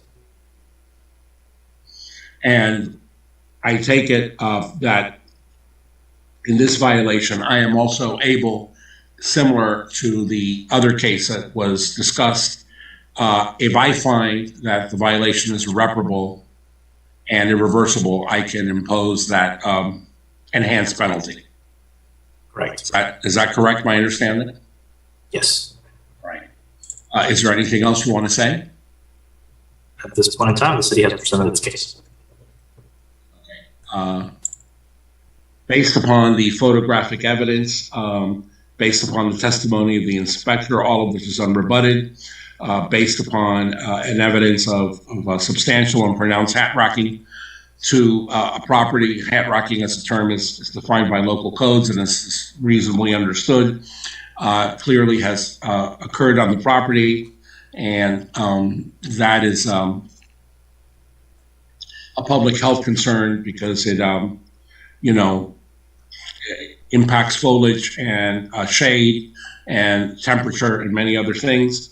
I do find that there was tree abuse, and the violation is irreversible in nature. I am going to impose a fine of $500 for this violation and the $100 fee.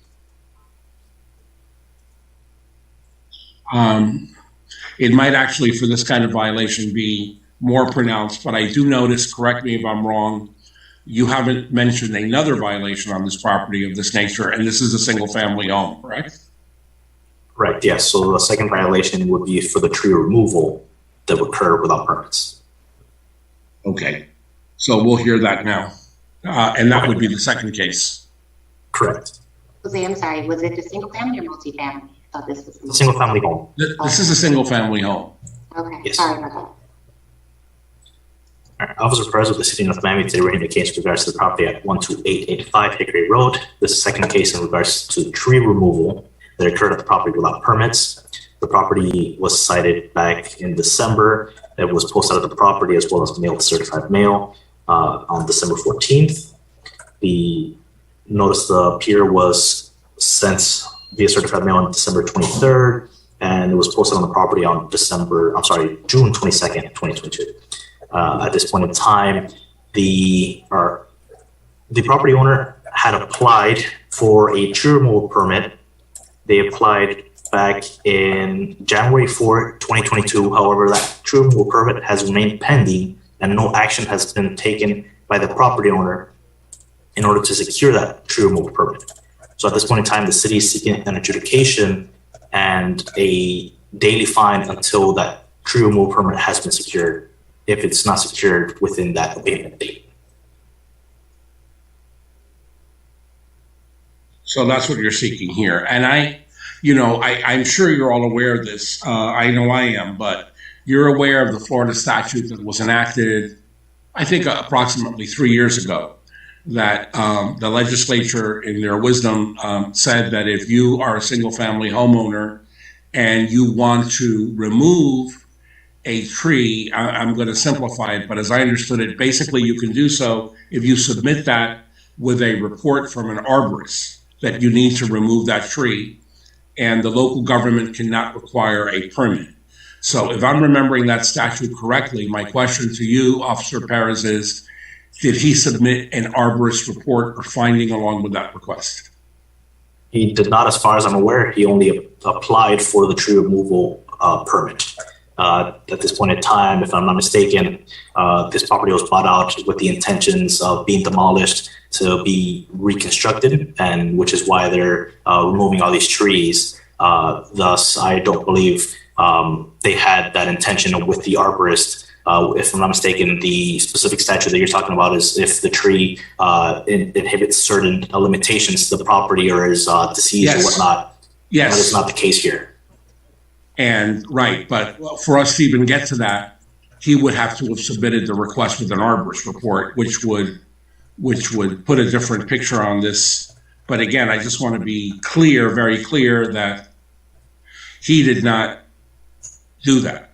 Yeah, Magistrate, if I may, the property owner in this case would not be exempt as per Florida statute based on the fact that he did not supply the city with an arborist report.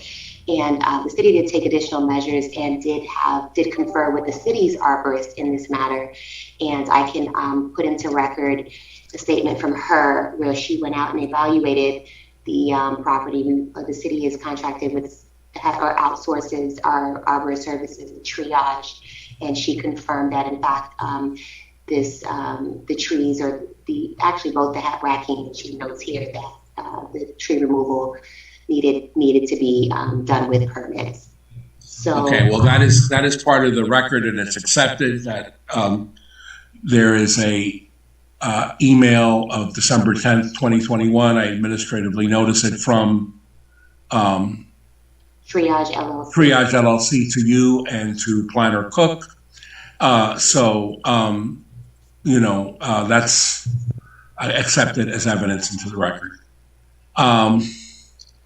Based on the foregoing and the testimony, I do find that there was a tree removal without a permit. I don't find that any of the statutory, avoidances of that violation have occurred. They're just not applicable. There was no permit. There was no mitigation, no replacement plantings, no tree trust fund payments, et cetera. There's just no compliance.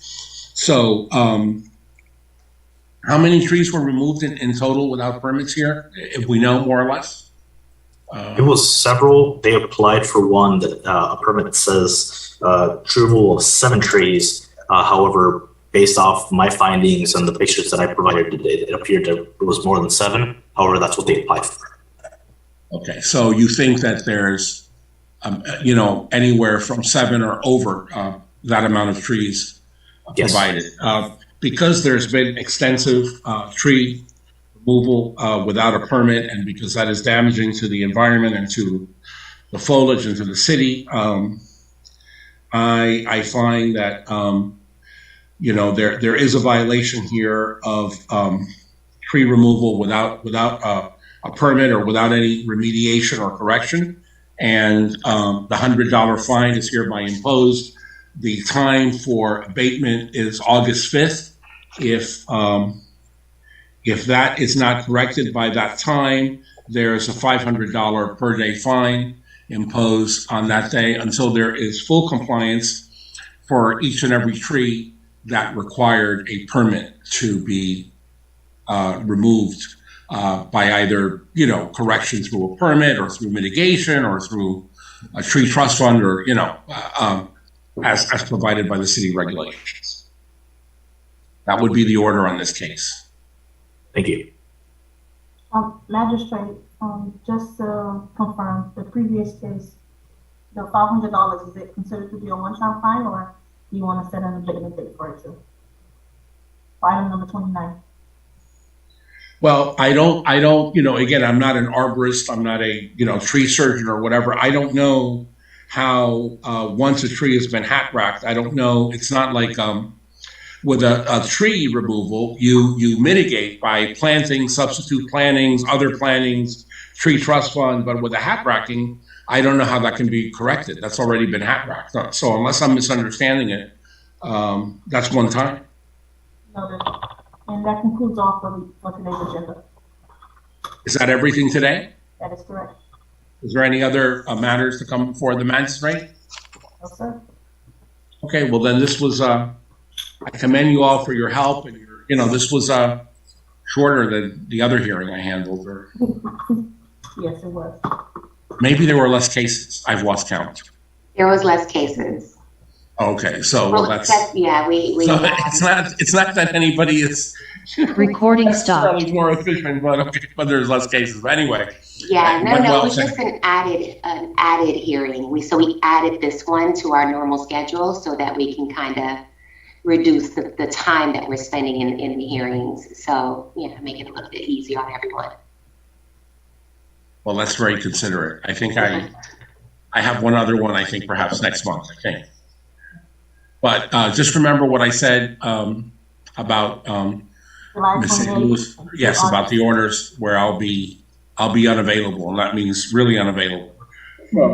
Thank you. Mhm. Thank you very much. And with that, I wish you all unless there's something else, I wish you all a good afternoon. Thank you. Likewise. Thank you. Bye. Good Thank you all. Bye, everyone. All right. Bye.